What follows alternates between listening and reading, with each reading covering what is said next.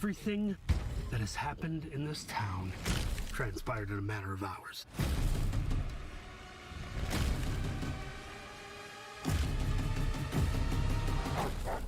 Why so mean, man? Resident Evil, exclusively in theaters September 18th. The fan-favorite pretzel bacon pub cheeseburger is back at Wendy's. It's kind of like a pub on a bun, a pretzel bun. Nice buns, mate. The Wendy's pretzel bacon pub cheeseburger. Pub kinda included. Misty? You know this person? Is your cat getting too cool? Give him Temptations treats. Go ahead. Crank the volume. We got you. USPS has increased daily package processing capacity by 46% in the past 5 years. For peace of mind. USPS Ground Advantage. There is so much NFL on ESPN right now, it's disgusting. I love it. Monday Night Football's on, the pregame and postgame are on, and then like 4 more shows about those shows every week. I don't speak Roman, but I'm pretty sure Super Bowl 61 is on. NFL Network is now on the ESPN app. If they had any more football, my doctor will have some words. No, we're good. Sick. Football is on. This is your life now. Hannah Storm with you on SportsCenter. Let's get back to some day baseball in St. Louis. The Cardinals hosting the Orioles. We're going to pick it up in the bottom of the second with runners on second and third. Blaze Jordan up to bat. Crushes this one to center field. It is a blazing 3-run home run. Now, the Orioles do make a late surge in this one, but the Cardinals win in the end by a final of 7-5. That AL wildcard race, that's a tight one.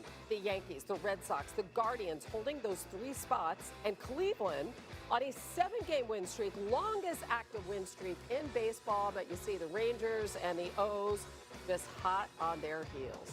All right, let's go back to the NFL, where quarterback Michael Penix Jr. will not play tomorrow in the Falcons' final preseason game against the Dolphins.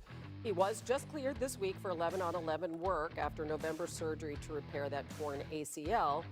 And competing with Tua Tagovailoa for that QB1 job, Tua will be starting this preseason game against his former team.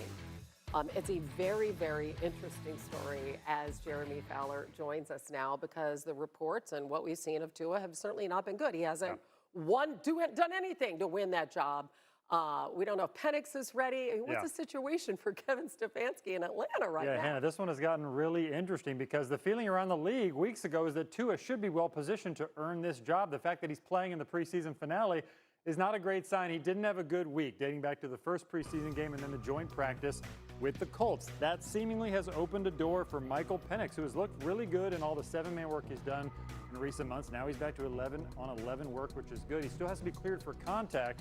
He could make a little run at this thing, and I'm told Kevin Stefanski, the head coach, has been prepared to be patient here, waiting even until you have to release official depth charts closer to week 1, so there's more time for one of these guys to earn a job. They have Cooper Rush and Jack Strand waiting in the wings. Strand looked good against the Colts. He's a nice developmental option for them. Maybe they'll all play at this point.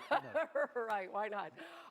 What's the latest you can tell us about a few players recovering from injuries? A guy who got his bag, and I don't know when we'll see the return on investment with Alec Pierce. Can you take us through him? He got his bag hand, and now he's got his foot back on the field. He's got the injured ankle, and he is good to go. He's hoping for week 1. He is off the physically unable to perform list. Practiced today for the first time in a long time. It's been a rough offseason for Alec Pierce, who had one of those PRP injections, eventually got surgery. But now he's good. They want to make sure in the next few weeks he can get himself up to speed, ready for week 1. But that has been his plan, to get it going and be out there for the Colts as wide receiver number 1. Then you got Mike Evans. This one's a little different because throughout training camp he's been dealing with minor injuries. He had a quad issue that kept him in and out of the lineup. Then he had a groin tightness flare up this week. He's hoping to be back next week. I'm told that he plans to play week 1. That has been his outlook. Once they get out there, they're going to hop on the flight to go to Australia and make it happen. So we'll see if he can get himself ready in the next 2 weeks of practice action over in Santa Clara. Then you got Ashton Genty. So I talked to people in the building who said the outlook for Genty is optimistic on that ankle sprain. It's not considered too severe. There's not really a timeline for him right now. They know they have a few weeks before week 1. This should not be a long-term issue. So eventually they will get their 1-2 punch with Genty and Mike Washington Jr., a rookie that really like. It just depends on whether that will be week 1 or not, but it shouldn't be too long is the feeling right now. Yeah, it led all rookies last year, 975 yards rushing in a really, really bad offense. Yeah, it should be a better O-line. Which will be better. Hopefully. Yeah. Jeremy Fowler, we appreciate it. Thank you. Thank you. Well, the Tour Championship is underway in Atlanta. $10 million going to the winner. Here are some of the best shots from the first round today. Open champion winner Ryan Fox, 411-yard par 4 third. Second shot from the fairway, just the front of the green, and rolls into the hole. How about that? He had a bogey start to the round, so that was really great to see. Tommy Fleetwood here on the par 5 sixth, putting for eagle from 43 feet. Oh my goodness! Just pours that in to move to 2 under. And Minwoo Lee, par 4 16th, this approach from 154 yards out, sticks it within 3 feet of the hole location.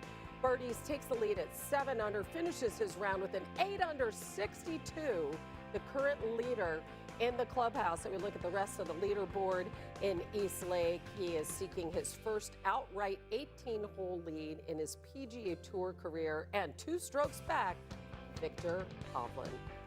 Coming up, some NFL teams are must-see TV. Ben Solak has a list of the most exciting teams to watch out for this season, and one may surprise you that doesn't even crack the top 10. What? Josh Allen? Are you kidding me?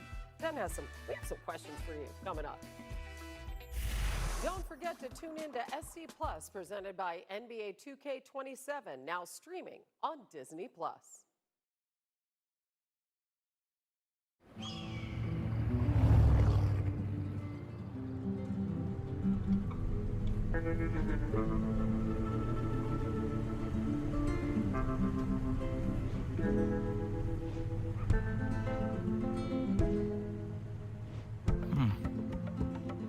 Weird.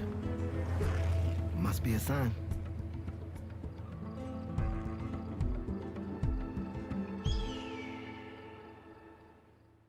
Did you know you can get a free phone and nationwide 5G when you join Cricket? Sick.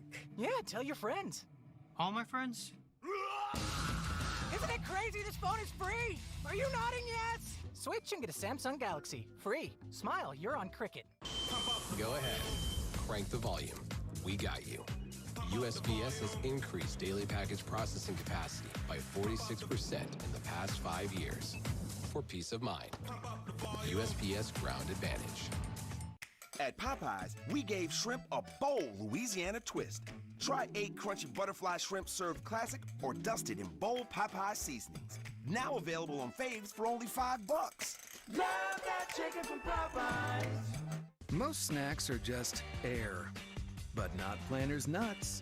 Our peanuts have 7 grams of protein per serving and flavor that really hits. Now that's a snack with substance. Planters nuts. There's a lot in a little peanut. And Doug. I'm glad we could all play today. They say tennis is great for remembering you can customize and save hundreds on car insurance with Liberty Mutual. Do they, Doug? Well, I say it. Limu, ball me.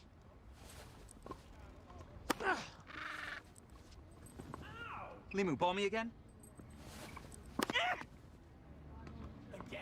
My bad! Only pay for what you need. Liberty, liberty, liberty, liberty. The fan-favorite pretzel bacon pub cheeseburger is back at Wendy's. It's kind of like a pub on a bun, a pretzel bun. Nice buns, mate. The Wendy's Pretzel Bacon Pub Cheeseburger. Pub kinda included. Did you know at Cricket you can get a single line unlimited plan for just $35 a month? Seriously? Yep. Tell all your friends. All my friends? Fast 5G. $35 a month? Single line. Where? Great deal. What a deal! Get a single line for only $35 a month. Smile, you're on Cricket. Being Chad Powers is hard. Do you really want to stop winning? Everything you say is so stupid. Chad is stupid. That is the point of the character. I know your secret, Chad. Please do not get caught. What's the worst that can happen? He actually murders you?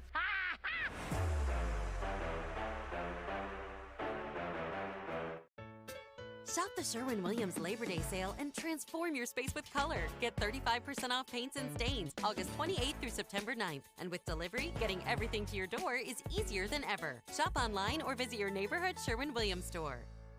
This is June. She hovers. That file. It's right here. Well.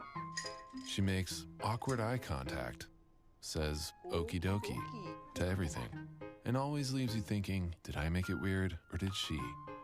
But wow, is she a certified animal when it comes to, well, taking care of animals. You need June. June needs a retirement plan. Work with Principal so we can help you help June with a retirement and benefits plan that's right for her. Let our expertise round out yours.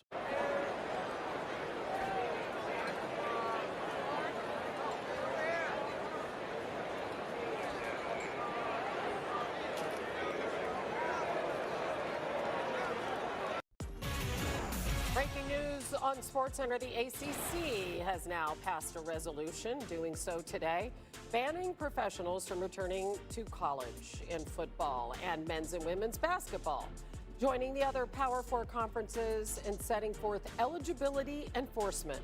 The new conference rules have come, as you know, after Daquan Wright and Xavier Harris left NFL mini camps with plans to play at LSU. Now to the pros, Aaron Rodgers will not take the field for Pittsburgh in tonight's preseason finale against Buffalo, meaning he won't play at all in the preseason of his 22nd and final season. He says it's not real football and it doesn't do much for veterans. As we welcome in our veteran Steelers reporter, Brooke Pryor. She's on the scene. She's on the field. Brooke, what can you tell us about this Steelers quarterback room? This is pretty intriguing going into the regular season.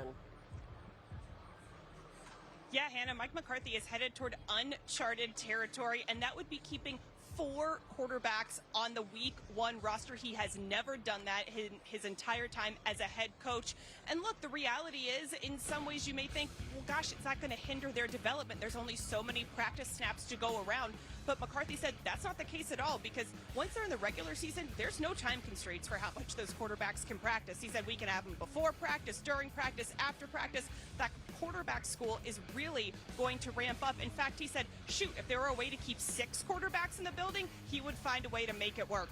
Now, tonight, expect the game plan to revolve around the 2 young guys. That's Will Howard and Drew Aller. Drew Aller was out here on the field behind me around 4:30, took a lap around the field, and then a little after 5 o'clock, Will Howard joined him, and those 2 were the only 2 warming up out here on the field. Mason Rudolph was here, but he was mostly at giving the game guys an assist, the equipment managers tossing the ball to the other 2 quarterbacks to warm up. Yeah, I mean, obviously we know this is Aaron Rodgers' final season, so I guess the Steelers feel like they have to know what they have in the younger quarterbacks. We're lucky to have you, Brooke Pryor. Have a great game tonight. Have fun. Season is almost here. A look at our 5-star plays from week 2 of the NFL preseason. Let's start in Detroit with Joshua Dobbs. All right.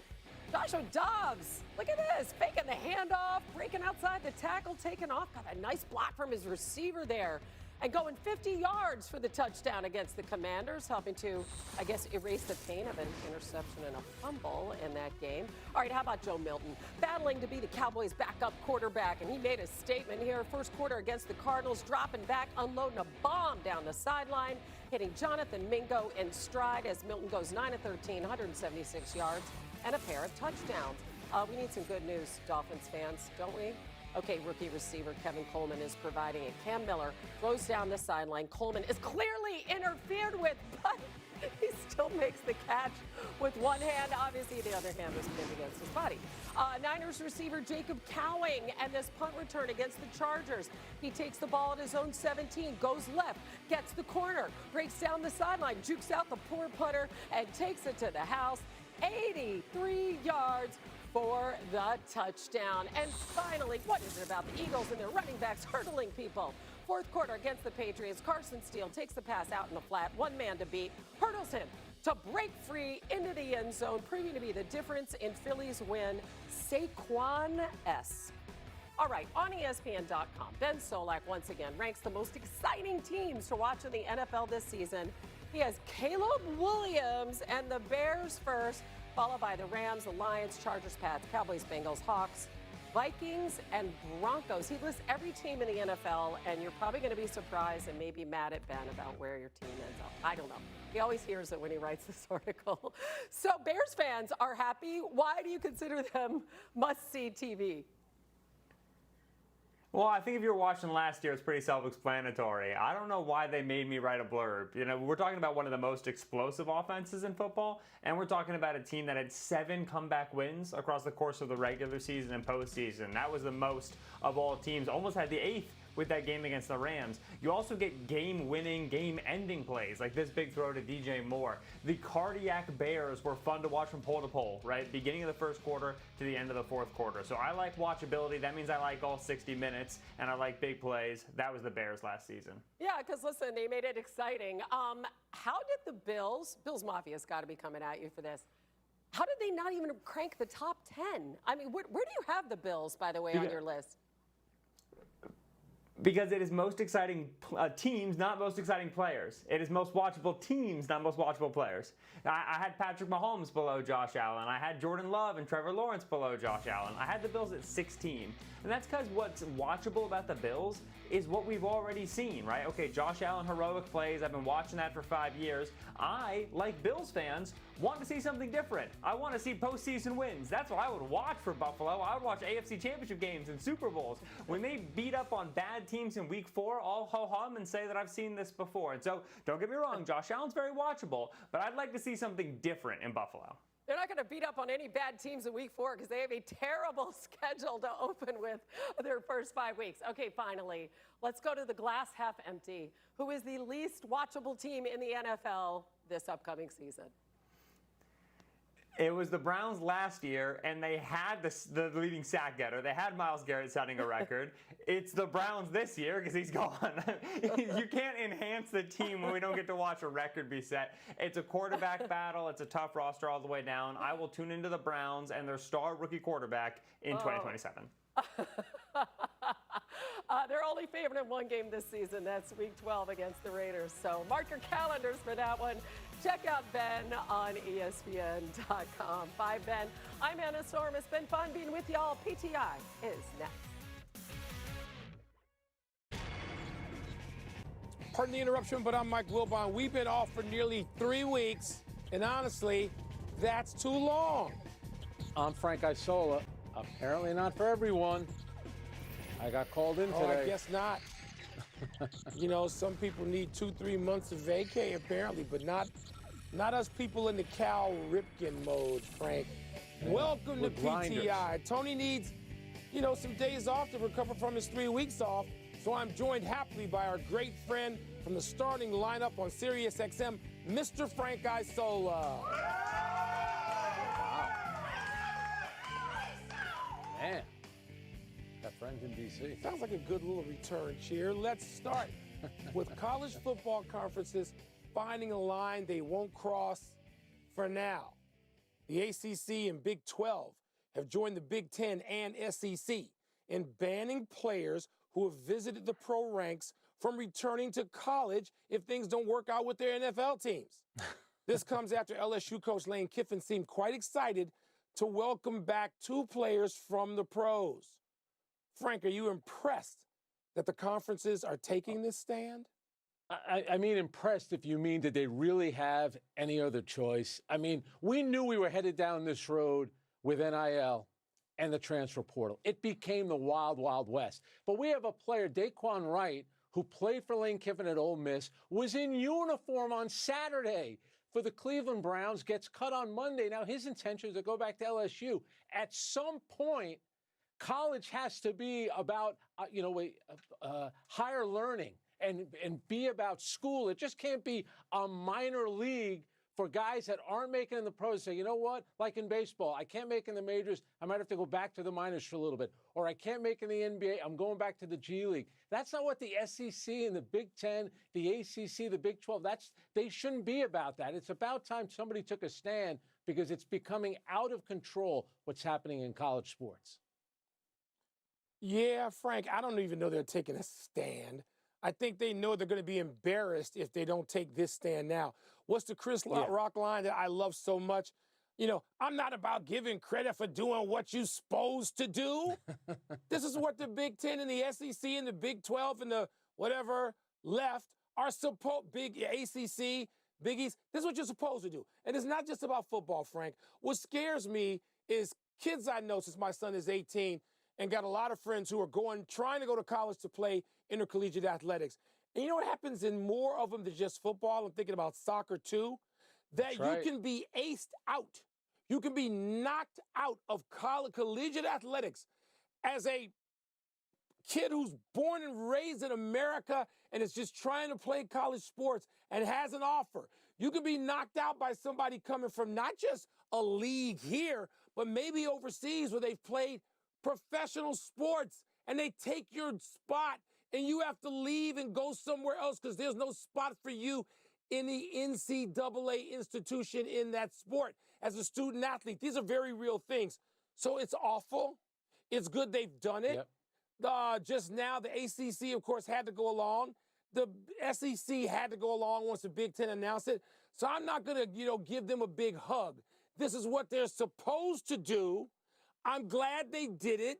And who knows what's coming next, Frank? We don't know. We don't see around the corners that well because these conferences and their partners and their network partners don't see around the corners very well either. Yeah, this happened in June when the NCAA gave the athletes that fifth year of eligibility. And you're right, this impacted every sport. But what the SEC decided to do was they said, you know what, there's going to be big penalties if you take a player that was in the NBA or in the G League or in the NFL and put them back. LSU was the one school that abstained from the voting. It was 15-0. LSU doesn't want to get involved. We know why. Because both their football and basketball program, want to benefit from it. I think there's probably a lot of other coaches that would do it. But I think they did the right thing. But I think you're right. You're not going to give them a hug. It's something that they should have done. And thankfully they did. No. All right. Let's move to baseball, where the Braves could sweep the supposedly indomitable Dodgers tonight in Atlanta. Last night, the Braves pinch hitter, Ha-Sung Kim, he of the .066 batting average, beat L.A. with a walk-off RBI single to left. It was Atlanta's fourth win over L.A. in 5 tries this season. Chris Sale and Yoshinobu Yamamoto take the mound tonight. So, Mike, there you go. Would it be a big deal, little deal, or no deal if the Braves were to sweep the Dodgers? Increasingly big deal, Frank. Increasingly big deal. We're on the eve of September, baby. It's time for baseball pennant races for real. So, people who need to avert their eyes because they can't talk about anything but the Cleveland Browns quarterback race, too damn bad, turn to another channel. Because these baseball races, particularly in the National League, Frank, you talk about the Dodgers and the Braves. The other teams, Frank, when I say increasingly important, because these results, I don't see anybody pulling away. And if they pull away for a little while, like the Phillies did with their 9-game winning streak recently, they get pulled back. The Cubs have been hot. Now they've lost 4 of 6. So you've got the Brewers. Don't forget the Padres. You've got the Braves and Dodgers we talked about. Who else did I fail to mention that I need to? The Cubs. We've got all those teams in it. And I think they're in it for good, Frank, for all of September.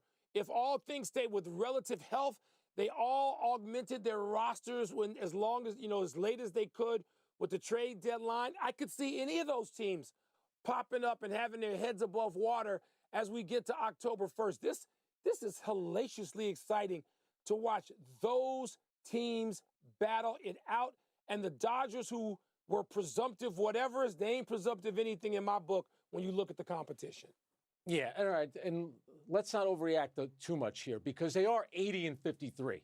But in the month of August, they are 11-12. And I think we do this all the time with great teams, probably most recently with the Kansas City Chiefs. Back in the 90s, we did it with the Yankees, who were the last team to win 3 in a row, is what the Dodgers are trying to do. Your Jordan Bulls, whenever there was something, a little slump, then we're thinking, all right, maybe their run is over. But they are getting it right now. It looks like Ohtani may pitch on Sunday. They just got Tyler Glasnow back. Skubal's going to pitch tomorrow against the Tigers. So their pitching looks good.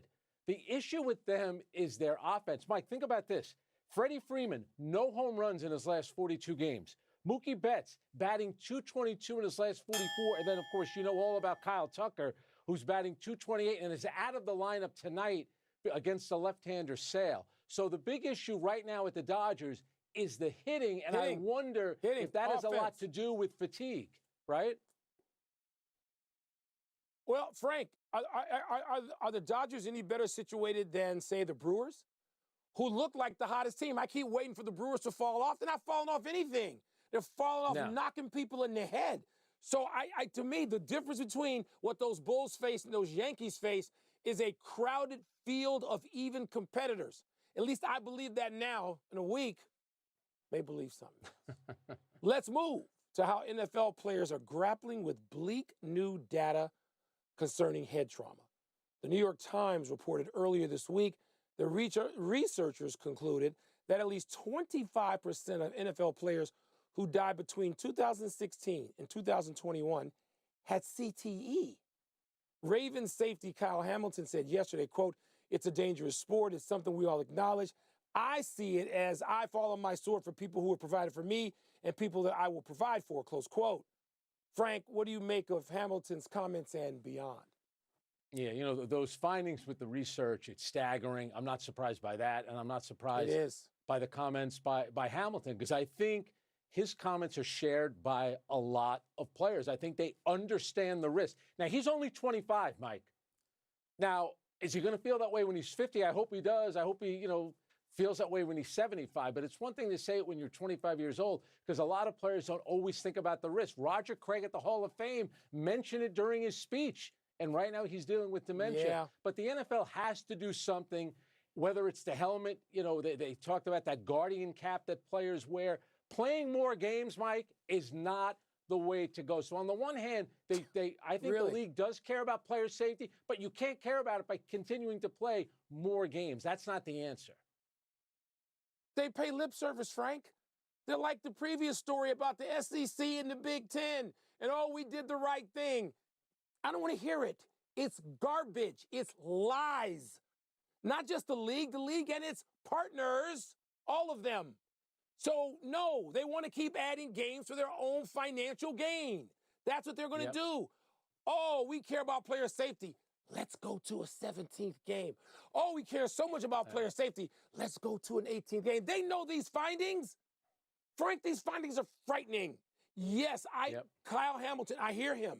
And you and I have known players, you and I have now known decades worth of players. And we know guys who very quietly say, because they realize the risks as they get to be 25 to 28 to 31, they're like, my God, they're going to do it. God bless them. God help them. Keep them. But we know what football is. And for the NFL to say, but we care about player safety and just lie. And, we're going to have networks full of sets of people, our friends, guys we cover in a lot of cases, our coworkers who sit there and go, yeah, they care about play. No, they don't. That's not their primary concern is player safety, because we see the damn numbers. Now, all these people want to live by analytics. Why don't they live by these analytics? Yeah. They tell you what the dangers are and the loss potentially of life, because they don't want to hear that.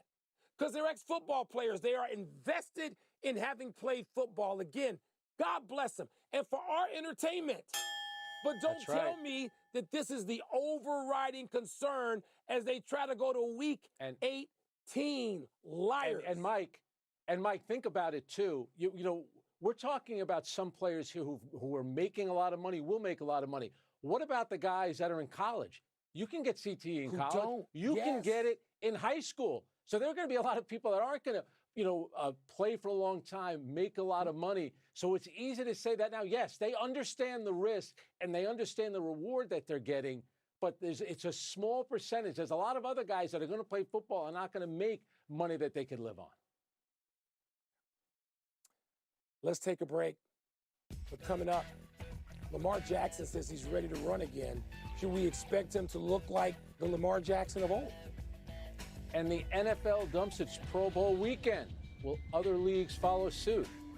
I think I know Mike's answer already. Spoiler alert, no. Did you know at Cricket you can get a single line unlimited plan for just $35 a month? Seriously? Yep. Tell all your friends. All my friends? Fast 5G. $35 a month? Single line. Where? Great deal. What a deal! Get a single line for only $35 a month. Smile, you're on Cricket. What can I get for you? Jack Daniels. Jack. Me too. In every bar, you'll always know someone by name. Round of Jack. What's that? Jack and Coke. Jack Daniels, please. Right away. That's what makes Jack, Jack. FanDuel's dropping profit boosts on college football Saturdays to turn wins into bigger wins. So how do we spread the word? I got it. We boost our bus with massive rockets. Love it. And fly to tailgates everywhere, from Nebraska to Michigan. Yes. Letting fans know they can boost Saturday matchups. Nice. Do we know any rocket scientists? My cousin's good at math. What's his number? Get a profit boost on college football Saturdays with FanDuel. The fan favorite pretzel bacon pub cheeseburger is back at Wendy's. It's kind of like a pub on a bun, a pretzel bun. Nice buns, man. The Wendy's pretzel bacon pub cheeseburger. Pub kinda included. This summer, let flavor ring with thick-cut pork chops seasoned with Hidden Valley Ranch. Zesty, unmistakable taste straight off the grill. Hidden Valley Ranch, the flavor of America. What happened? What? I don't know. Was it a fumble? Was it a pick? What? Are we punting? Are we going for it? Like, what are we doing? I don't know what's going on, guys. I got you Wagyu. What with NFL Plus? Don't get stuck without football. Texans want a catch. Get live, local, and primetime games on mobile with NFL Plus, and keep the NFL in reach. Hey, where's the food? What a throw. The FedEx Cup playoffs on ESPN. This is where the best belong. And there can only be one. The Tour Championship continues on ESPN, ESPN Plus, and the ESPN app. Bring it in, Old Dominion. We know that it takes hard work to be the best in the game. It starts up front with protection. Then we work as a team to be on time every time. Now that's the best in the game. No playoff needed. Old Dominion Freight Line. Moderate to severe Crohn's disease or ulcerative colitis symptoms can keep you out of the picture. Now, there's Sky Rizzy. I've got places to go and I'm feeling free. Control of my symptoms means everything to me. Control is everything to me. Get back in the picture. Feel significant symptom relief as early as 4 weeks. Skyrizi is proven to help visibly repair damage of the intestinal lining at 12 weeks and 1 year, and help people achieve lasting remission. Don't use if allergic. Serious allergic reactions, increased infections, or lower ability to fight them may occur. Before treatment, get checked for infections and TB. Tell your doctor about any flu-like symptoms or vaccines. Liver problems leading to hospitalization may occur when treated for Crohn's or UC. Skyrizi is proven to help deliver relief, repair, and remission. Ready to get back in the picture? Control is everything to me. Ask your doctor about the #1 prescribed biologic in Crohn's plus UC. Did you know you can get a free phone and nationwide 5G when you join Cricket? Sick. Yeah, tell your friends. All my friends? Isn't it crazy this phone is free? Are you nodding yes? Switch and get a Samsung Galaxy. Free. Smile, you're on Cricket. In ESPN's wild world of college football, predators hunt, territories are defended, rivals clash, legends are unleashed on Saturdays, and no one brings you closer to the wild than ESPN.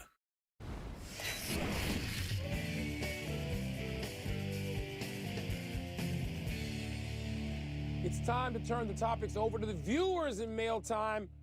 I'm going to give both of them. Let's roll with the first one, Frank, regarding Lamar Jackson. Are you optimistic about Lamar's ability to run again? All right, so Lamar Jackson said yesterday with reporters that the reason he only carried the ball last year 67 times in 13 games was because he was dealing with injuries. So he made it sound like he's going to get back to being the Lamar Jackson of old. And this is a guy that has more rushing yards than any quarterback in history, over 6,500 yards. He's 38 carries away from breaking Cam Newton's record for the most carries by a quarterback. But here's the thing, and I think about this all the time with Josh Allen as well. You know, if you're going to run the ball as a quarterback, the chances of your career being shorter, the chance of you getting hurt, there's a reason why Tom Brady and Peyton Manning just stood in the pocket, Mike, and threw the ball. I understand Baltimore's a rushing team. I understand that's the dynamic of Lamar Jackson, but you just got to be smarter when you do it, and he's got to avoid the big hits. Frank, my worry is not about the frequency. My worry is that he can't do it anymore. Because if you watch actual film, and players always talk about watching film, and now I hear too many ex-players who apparently ain't watching it, of Lamar. And I know he had injuries, and so what I'm hoping is the injuries were what diminished him last year. Not the frequency, not his decision-making. He can't get away from me. He couldn't get away from dudes with a jersey that the first number was a 5 or a 9. Look at the film. He couldn't run away from them. Not up through the middle of the pocket, not on the edge. He couldn't or wouldn't do it or didn't do it. Now, are those injuries to his toes and ankles and calves, are all those injuries healed up enough that he's going to be able to be Lamar Jackson taking off, running away from them and looking like prime Michael Vick? I hope to God he can. I fear he won't. 7 years of taking shots are 7 years of taking shots, and they diminish you.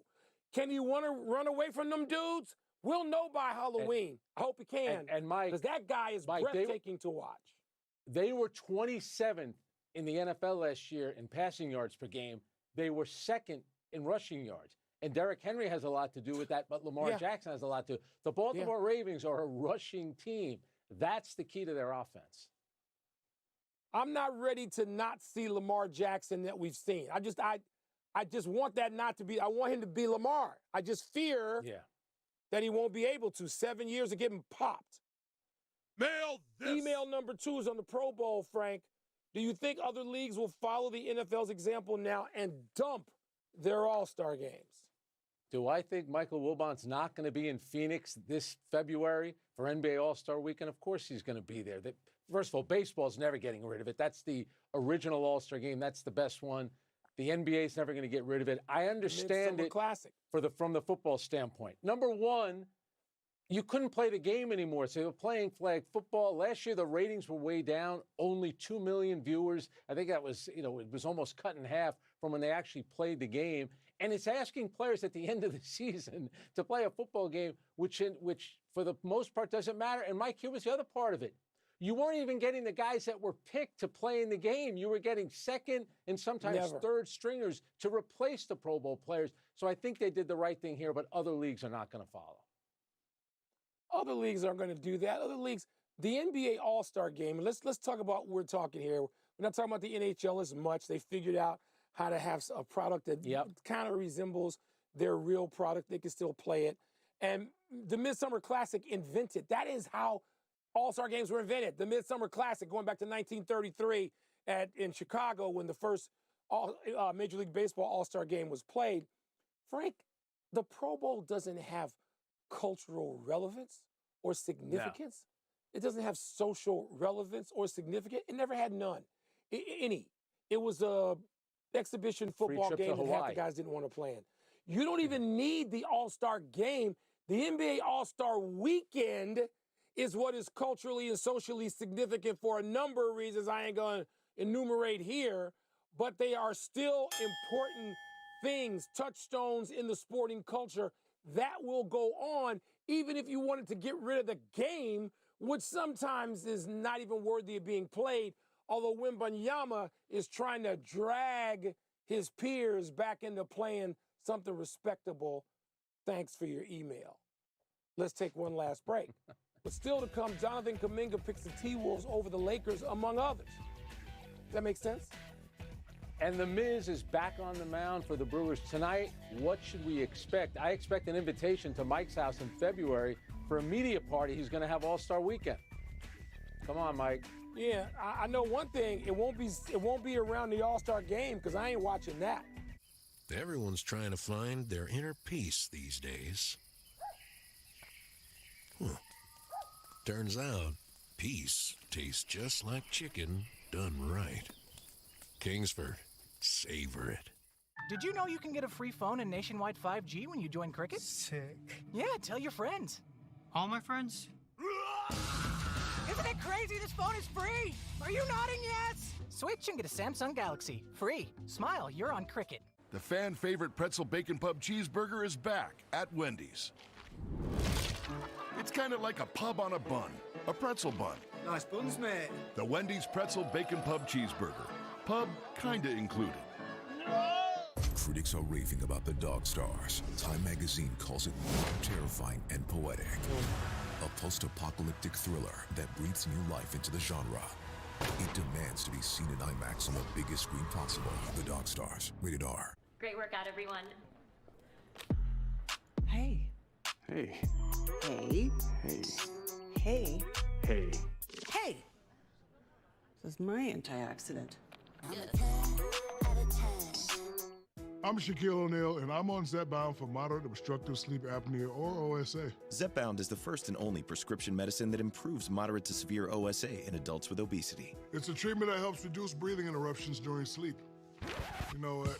I'm gonna go rogue for a second. Snoring and choking during sleep and daytime fatigue had me beat.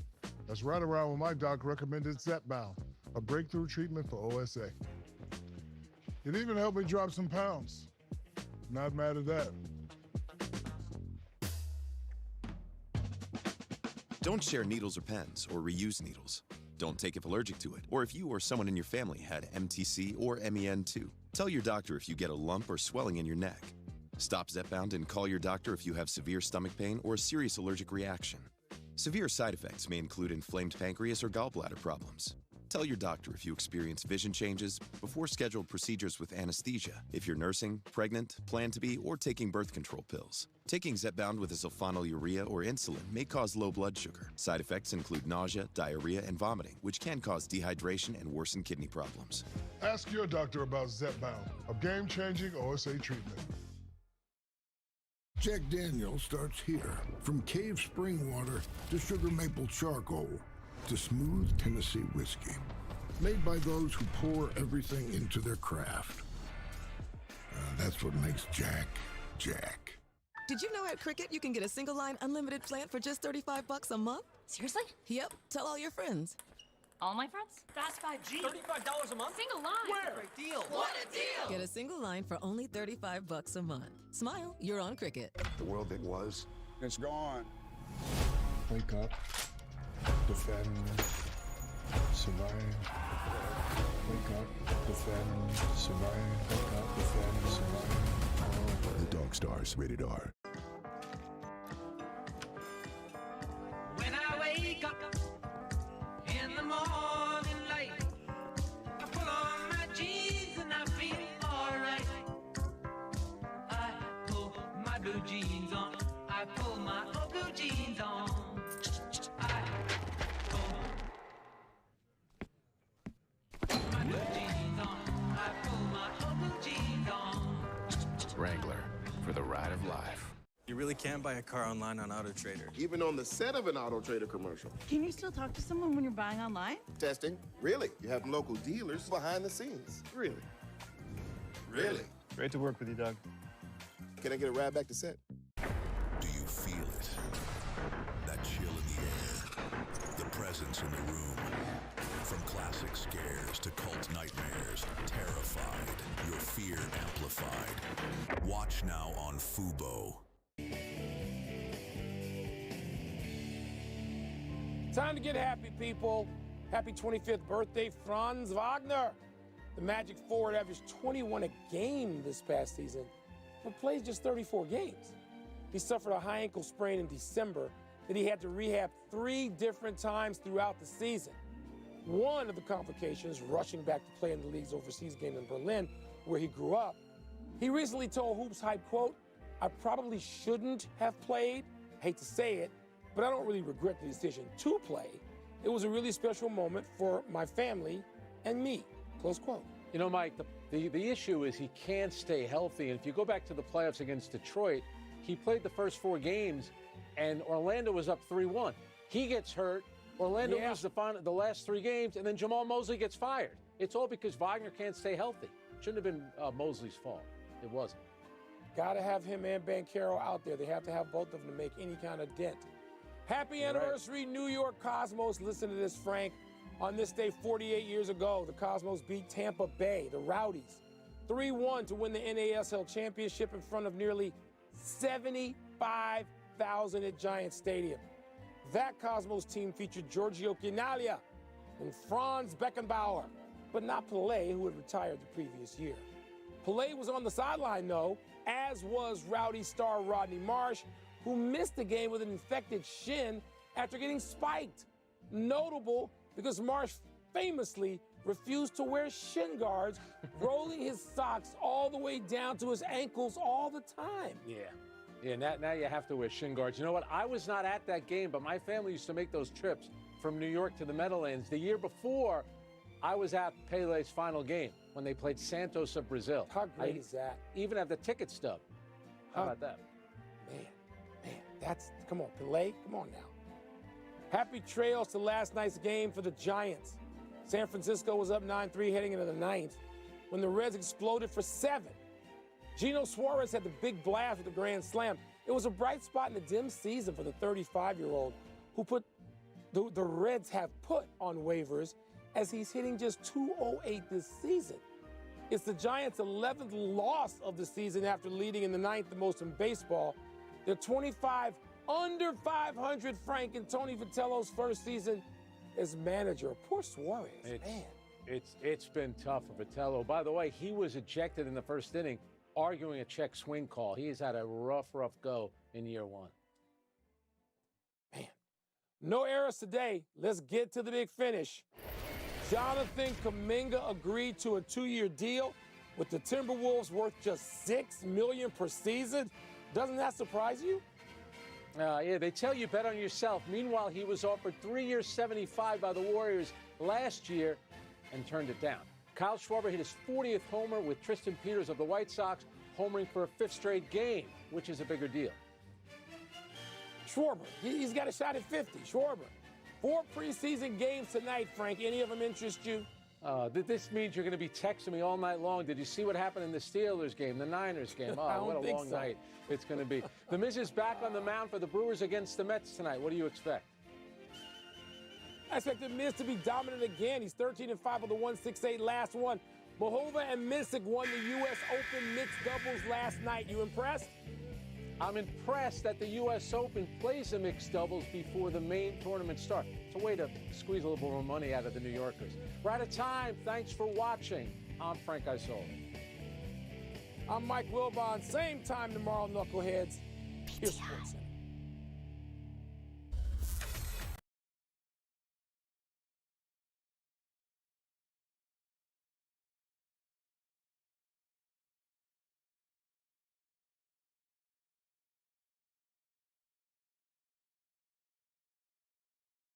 Pay a visit right here on NFL Network.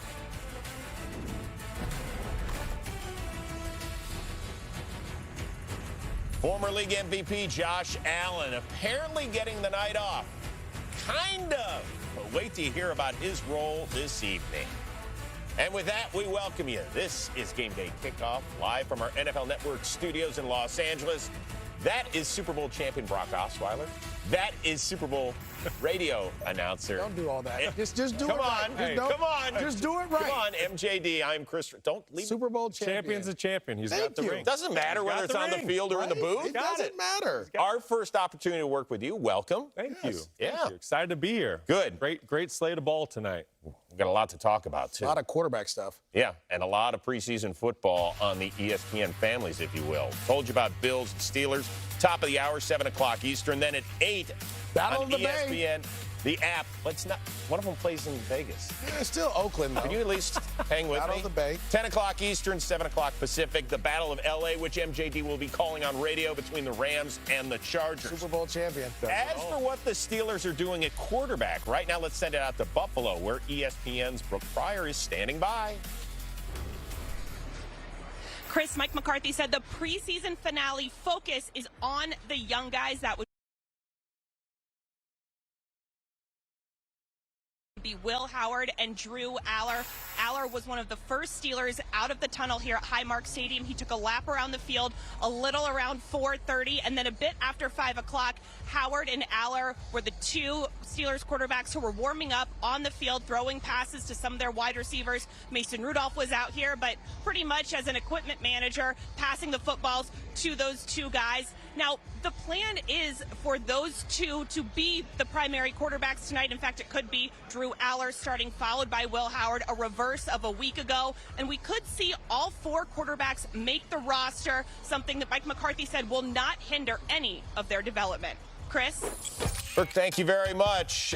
So no Josh Allen on the field tonight. He will be on the sidelines in Buffalo with a headset. Pretty customary this time of year. But the former MVP possibly gets to live out a dream as a play caller? I'd like to think that I'm a pretty balanced play caller, but I feel like as a quarterback, you kind of know the plays that are the plays that you want to get to. I feel like those would come off the call sheet very early. If you're Kyle Allen, you're hearing that voice in your head. What are you thinking, dude? You're saying throw the ball. Like we don't need to be balanced. Let's air it out. Come on, let me spin it. I wish they'd let me call the plays. I think I would be pretty decent. Oh, yeah. I mean, it's really just what do we call it? Inside power? No, I'm just looking at it. First and second down, play number 1. We're gonna call this one. Figure out, does it do well? Mark it up. 3rd and 8. This is not helping your resume. That's all we got to do. I think it's fun. I'm excited to see it. Does he stay balanced? I think he's going to air it out for Kyle. Sarah, can we take one more shot at MJD real quickly? You got to hold the thing up to your face if you're going to do it. Yeah, you got to hide the mic. Hide the whole thing. Yeah. Actually, can you hide more of your face while you're at it? Get it up there. There goes my. See, I lost. I'm confused where my single is. Of course you are. You know how it goes. Preseason for everybody out there. Not sure who called this play for the Raiders last week. The result, though, this is fine. Oh. But the pickoff was not great. By number 1 overall pick, Fernando Mendoza. He did throw a pick 6 against Houston during an 8-for-15 evening. Big news for the Raiders this week was that, running back Ashton Jeanty suffered an injury. We think it's a low ankle sprain. We're not so sure. They don't have to be honest with everybody during the preseason. Does that affect who might get the call to start week 1 for the Raiders at quarterback? Absolutely not. It really does not matter if Ashton Jeanty's in the backfield come week 1. And I know there's really high expectations around Jeanty in year 2, rebuilt offensive line, new play caller. But I think that this staff in Las Vegas has a ton of confidence in their 4th-round pick, the rookie out of Arkansas, Mike Washington. He's shown some fantastic things in preseason. He's drawn high praise from the coaching staff from what he's done in practice. So I think they have a lot of confidence in him. And you have to remember, he played for a subpar team at Arkansas last year in the country's toughest conference. And he was a second-team All-SEC player. He's big, he's physical, but he also has home run speed. So I think they have a good 1-2 punch. It'll have no indication on which quarterback's in the backfield come week 1. By the way, we expect that Fernando Mendoza is going to get the call and see a lot of playing time tonight. You can check it out once again at 8 o'clock Eastern on the ESPN app. As for the nightcap here on NFL Network, Rams and Chargers, and the Rams actually made a move today. They brought back that guy, wide receiver Tutu Atwell, in a deal from Miami in exchange for running back Jarquez Hunter. All right, MJD. Yes. What's this mean for the Rams? This is huge for the Rams. I'm super excited to see Tutu Atwell back. He's their deep threat, a guy that can really take the top off the defense. They haven't had that, and they were kind of looking for some young guys to kind of step in and do that. You bring Tutu Atwell back. We don't have to teach him the offense. I say we because we are together. I was going to say. We don't have to teach him the offense. He comes in. He's ready to go. Yeah. And the most important thing is he's healthy. And a couple years ago, he had banged up with a shoulder injury, kind of messed up the rotation a little bit. But this was last year against the Colts, wins the game. He had some huge catches throughout the course of the season. Even though he didn't play a ton, he still made some big-time plays for the Rams, and a guy that is very reliable. So I'm sure they're as happy as I am. This play here, this was on that first game where they lost in overtime to the Niners. That was in the 4th quarter to make it. But look at that catch off his shoelaces. Yeah. Reliable, but big playability. No question. Nice pickup. Averages near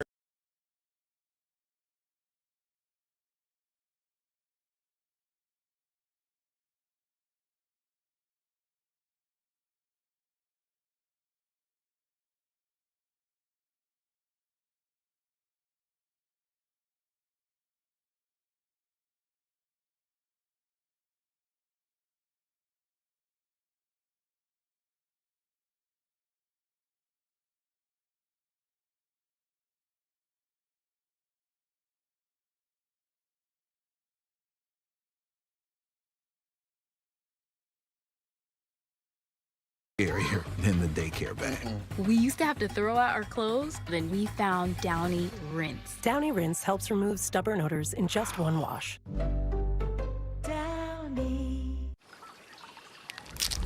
Ooh, 10 grams of protein dipped in chocolatey stuff.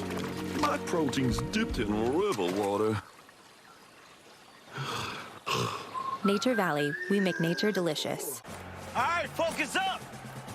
What's the plan? Simplicity! Who's it from? Verizon! Describe it! $30 for a single line!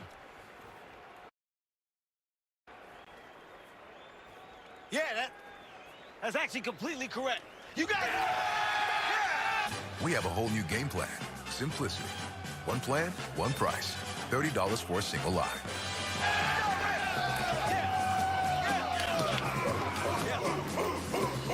The NFL season comes early. This year it starts on Wednesday with a Super Bowl rematch in Seattle. It's showtime! Thursday night, the first ever game in Australia. Niners, Rams in Melbourne. We're the big dog in this life. Then Sunday brings week 1 to life. 13 games with Cowboys, Giants in prime time. Hit for the touchdown! And Monday night, Broncos, Chiefs. It all begins Wednesday, September 9th. Tamara, Izzy, and Emma. They respond to emails with phone calls. And they don't circle back. They're already there. They wear business sneakers and pad their keyboards with something that makes their clickety-clacking clickety-clackier. But no one loves logistics as much as they do. You need Tamara, Izzy, and Emma. They need a retirement plan. Work with Principal so we can help you with a retirement and benefits plan that's right for your team.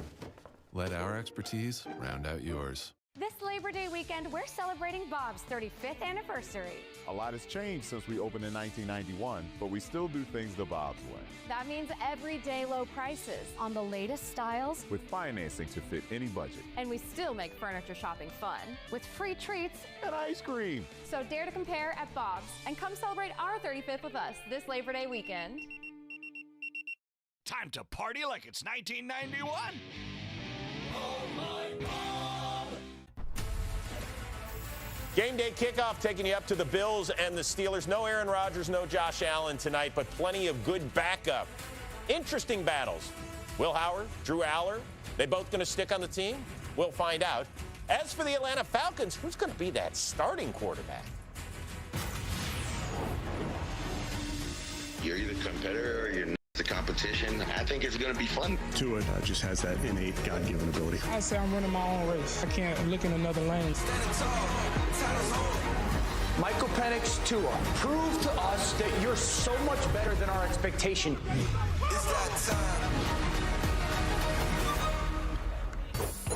Well, I'm going to tell you this. At least one of the left-handed quarterbacks is playing this weekend. Tua expected to start Friday at the Dolphins. Welcome back, buddy.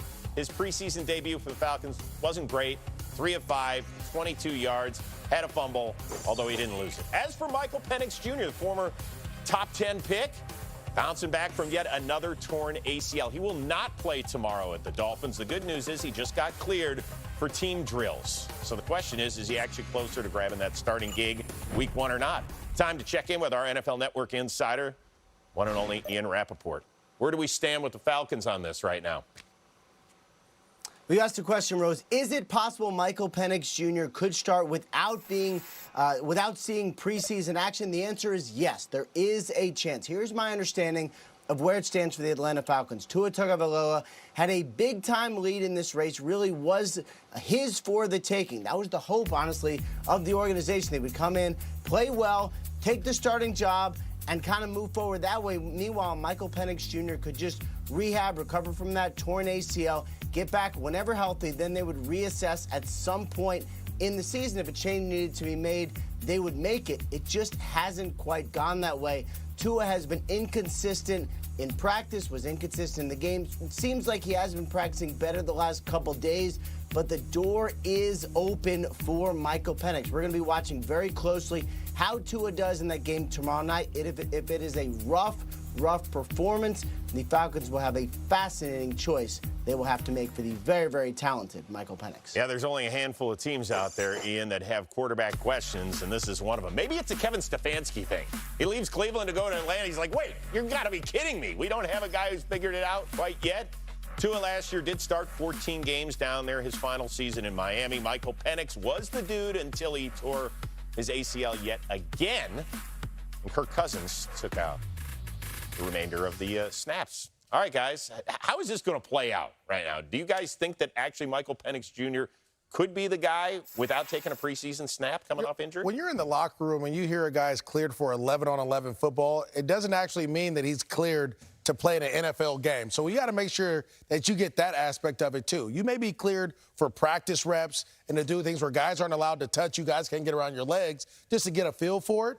But when you're in that game and it's live, that's a completely different deal, and the ACL takes a little bit longer. So if he is cleared for 11-on-11, I could see Michael Penix starting. But if he's not cleared for 11-on-11, that's the reason you went and traded for Tua Tagovailoa to go in and be that guy so you're not going out with just anybody, right? And so, to me, I think this is Michael Penix's job. We heard what Ian Rappaport talked about, the inconsistency of Tua. So, to me, Michael Penix, you got to get healthy, and they need you. Yeah, and I mean, you bring up great points, and obviously the doctors are really going to be the ones that ultimately decide when he's ready to go. But if he is cleared for contact, I mean, you have to remember, this guy played a lot of college football. He played games last year, started games last year, so he has experience. At the end of the day, if he's cleared for contact, I'm putting him out there week one. I think Tua has had plenty of time to go take this job, take the starting job, show the Falcons coaching staff and front office that you can be the guy. And he just hasn't done that throughout the preseason. He's been inconsistent, a little lethargic. He had the fumble, in his first series where, to me, Michael Penix, he showed a lot of great things on tape last year when he was out there starting games. So if he's cleared and he's ready to go come week one, it's your job, Michael. Okay, but in 20 seconds, tell me this. What's your gut tell you about Michael Penix and his ability at the NFL level? Quick. We got to find out, right? And no one's going to know better than Matt Ryan, but I want to find out now. If he's cleared, he's my starter week one. Okay. You know me. Play him. Play the young guys. I like that. We'll have in-progress highlights of the Friday game. We'll get into that one later. Between the Dolphins and the Falcons, all part of our coverage on the ESPN family. Steelers, Bills on NFL Network. Battle of the Niners, Bay. Raiders, that's coming up. We stopped saying that. It's the Battle of the Bay. I played in it, Chris. Commanders, Ravens, Friday at 6 Eastern. Seahawks, Chiefs, both those on the network or on the ESPN app. Okay, Deshaun's got the gig. Shador doesn't for now. But what does the future hold in Cleveland? How quickly will we see number 2 under center? That's coming up. This is Game Day Kickoff. Yeah, we got Steelers, we got Bills, and then they got a couple of weeks to get ready for the season opener. The DQ Blizzard Double Flip Deal is here. Buy one Blizzard treat and get a second for just 99 cents. 99 cents? That's bananas. 1, 2, 3, we got a DQ flavor, Savannah Bud. The Blizzard Double Flip Deal. Limited time. Get it in the DQ app. The Welcome Home celebration is going on now, and this is your best chance to get into a Mercedes-Benz GLC or GLE. Smart. Intuitive. More personal. And now, more attainable. Experience the technology, the luxury, and the personalization for yourself. Hurry in for exceptional lease and financing offers now during the Welcome Home celebration. Is your bath old and outdated, maybe even unsafe? In just one day, Jacuzzi gives you the safety you need and the personal style you want, all at a price you'll love. So your bathroom can go from this to this, this to this, or even this to this. And right now, we're waiving all installation costs and offering no interest or payments for a year. Go to jacuzzibathremodel.com or call 800-711-9781. Text me that pic. Bye. You've got signal here? Yeah. What carrier do you have? Consumer Cellular. They use the same towers as the big carriers. I just pay less. Too bad. I need an unlimited plan. I've got unlimited for $35. Unlimited? I guess I thought Consumer Cellular was for older people. And now get it all together. A new 5G smartphone and unlimited everything for just $59 a month. Call or visit Consumer Cellular. We're all unreasonable about something. For us, it's creating an uncompromisingly delicious bourbon. Handcrafted, consciously made. Maker's Mark. Perfectly unreasonable. There's dreaming about it, and then there's living it with Platinum. Get access to the largest global airport lounge network. Dining benefits at over 10,000 U.S. Resi restaurants. And exclusive access to unique experiences worldwide that stay with you long after the encore. There's nothing like Platinum. Amex is a proud partner of Olivia Rodrigo. They're getting paid $5 to beta test Domino's new app, and so is she. And them. Literally all of you can now get paid just for ordering pizza. Get $5 to use on next week's order when you beta test the new app from Dom. Minnows. When Saturday rolls around, I don't want to jump through hoops to watch college football. Good thing DirecTV makes it easy to keep up with my favorite college teams. No hopping between apps or channels. Stream college football without the hurdles on DirecTV. The Dog Stars. It's no surprise how fast civilization can disappear. We're the survivors. Living the American dream of the new world. I heard a voice on the radio. There's something out there. Whatever broke this world left a trail. This could lead us to where it all began. Yeah, I didn't go according to plan. Maybe it did, man. I don't know. The Dog Stars in theaters and IMAX this Friday. Rated R.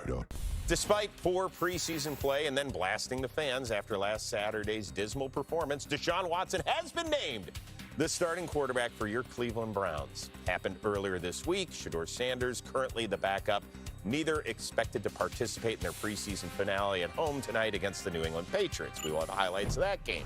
In the meantime, we welcome back our NFL Network insider, Ian Rappaport. Okay, Ian, there's a bunch of people in Cleveland that are saying, well, Deshaun gets a start. First 2 games on the road at Jacksonville and then Tampa. Week 3 against Carolina. We got that one circled because maybe he won't start the home opener. Where does this thing sit right now? Or maybe he will play well. And that really inside the Browns organization is the hope for Deshaun Watson, that all this talk about, okay, well, they have a couple games and they turn home and then they could turn it over to Shedeur. The hope is that his play makes it all moot. And really, Todd Monken, the head coach, has done an excellent job of not just redirecting the public thought on Deshaun Watson, but also redirecting Watson's internal monologue, saying, yes, talk about the fans. Yes, all fine. Your play will dictate how they feel about you. And in fact, Deshaun Watson's play will dictate this Browns decision. If he goes out, handles the operation, plays well enough to give them a chance to win, and maybe they do win some games because the roster is actually pretty good, then all of our discussions will be for nothing. And then Shedeur Sanders, who probably at some point in 2026 will play, can just wait and learn and kind of bide his time. If Deshaun Watson's play necessitates a quarterback change in week 3, then a lot of what the Browns have been talking about and planning for would be, you know, kind of going the wrong way. Ian, don't you love it? We're still 2.5 weeks out from the first snap, and we're already talking about a quarterback change in Cleveland. You're talking about it. I merely asked the question. That's all. Oh, sure. Thank you, Ian. Browns fan. Okay.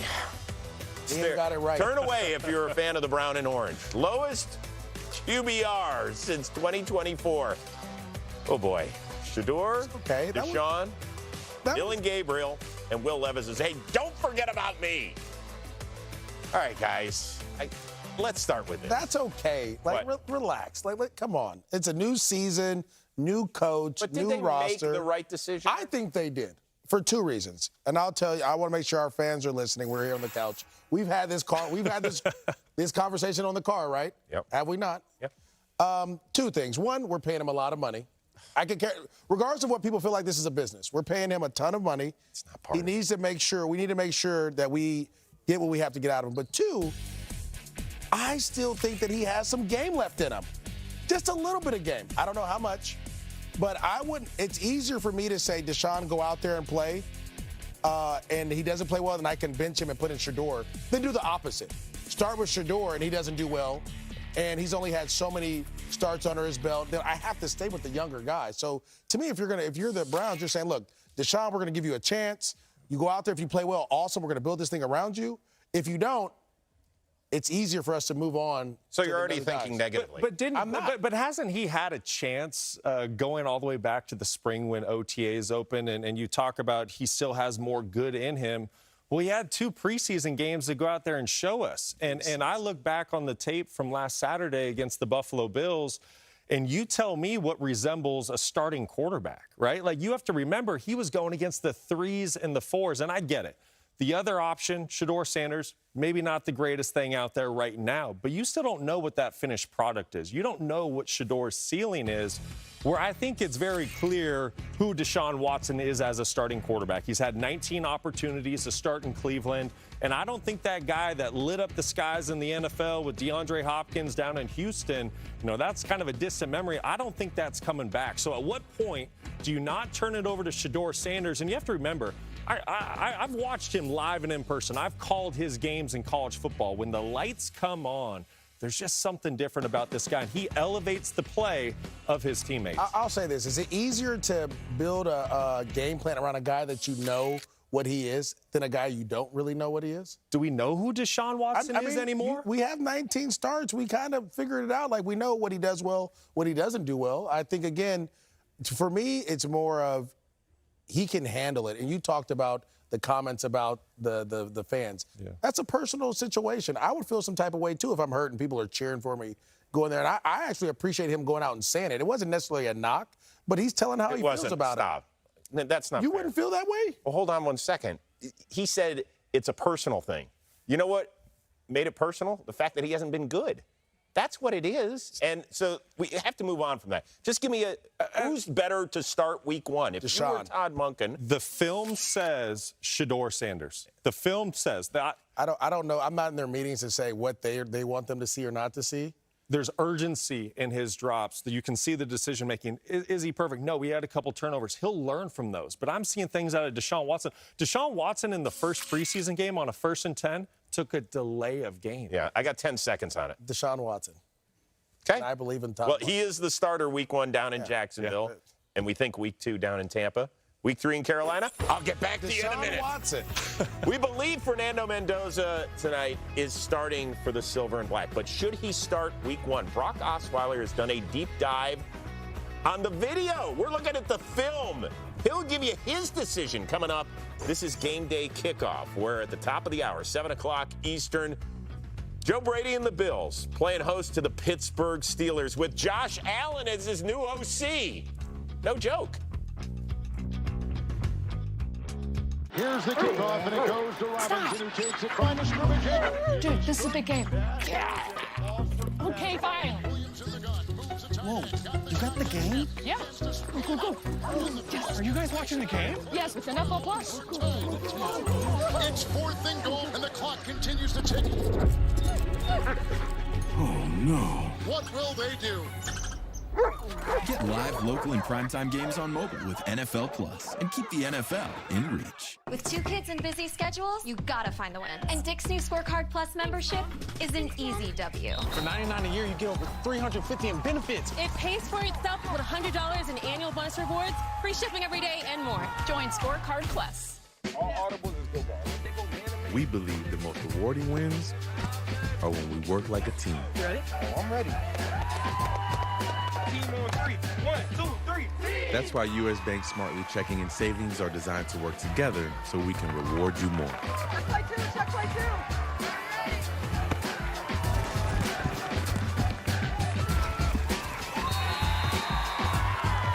2. That's the power of us. Nationwide is so much more than a great insurance company. They're a financial services company, too. Like, I'm so much more than quarterback Peyton Manning. I'm also Peyton Manning. Nice Peyton. I'm Peyton. For your insurance and financial needs, Nationwide is on your side. Old Trapper Beefs. Camp Cravings. There you go, buddy. Have fun. This is not going to be pretty. We're camping. What could possibly go wrong? No. Ooh. That did not go as planned. It never does. All right. Old Trapper. What's your beef? So do you have a favorite bobcat? Hey, Dad. Hey, that's my jerky. Labor Day savings are happening now at the Home Depot. Bring on the season with fresh color and savings to match. From gardening essentials to power tools. Find everything you need to bring your outdoor plans together with low prices guaranteed. Shop now through September 9th at the Home Depot. At Sundays for Dogs, we start with all natural, human-grade ingredients. Then we air dry the food to preserve nutrients and flavor. See the difference real food makes in your dog's life. Get 30% off your first box today. 200 hoodies and bags, 150 book bags. You certain you got all that? I'm for imprint certain. Ooh, for imprint, for certain. Nice. We might put you in the next ad. Girl, stop. Certainty matters, and certainty starts at 4imprint, where every logo, every order, every shipment gets personal attention. From volunteer days that plant real change to moments that bring people together, 4imprint delivers gear that helps your purpose grow. Visit 4imprint.com. 4imprint, for certain. Wake up with Good morning, football. your daily destination for all things NFL. Now on the ESPN app. A huge win. I couldn't help but smile at all the big plays. Weekdays at 8 a.m. on NFL Network. We got the Steelers, we got the Bills at the top of the hour. Mike McCarthy, the Yinza back home in the Steel City, but tonight on the road in Buffalo. That's John Fox. Took the Panthers and the Broncos to Super Bowls.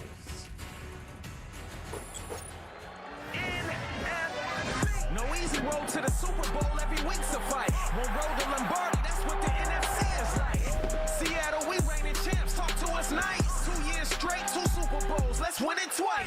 You know the reigning MVP is in LA. Last time the biggest stage was there, the rims went all the way. Anyway, can Matthew Stafford find a cape and say today? Los Angeles ain't never counted out, it's safe to say. And Caleb Williams developing every rep, another step. The Bears watching him evolve, and he ain't reached his ceiling yet. Jordan Love's on that Super Bowl route. Bring a trophy to Green Bay and you quiet all it down. But hey, yo, Philly, how you feeling? Cause how I'm feeling, we got one. To Saquon and Jalen Hurts back on top, then we not done. McCaffrey and Brock Purdy gon' need a little more. If the Niners wanna get to the bowl like 3 years before. Can Dak and the Cowboys 30-year wait? Let me know. Is this the year Dallas finally celebrates? Only one way you can take it, that's all the way. NFC race to Super Bowl 61 in LA. No pressure, Brock Osweiler. But we are about to figure out who's going to represent the NFC in the playoffs. Bring it on. It's August 27th. This is a perfect day to do it.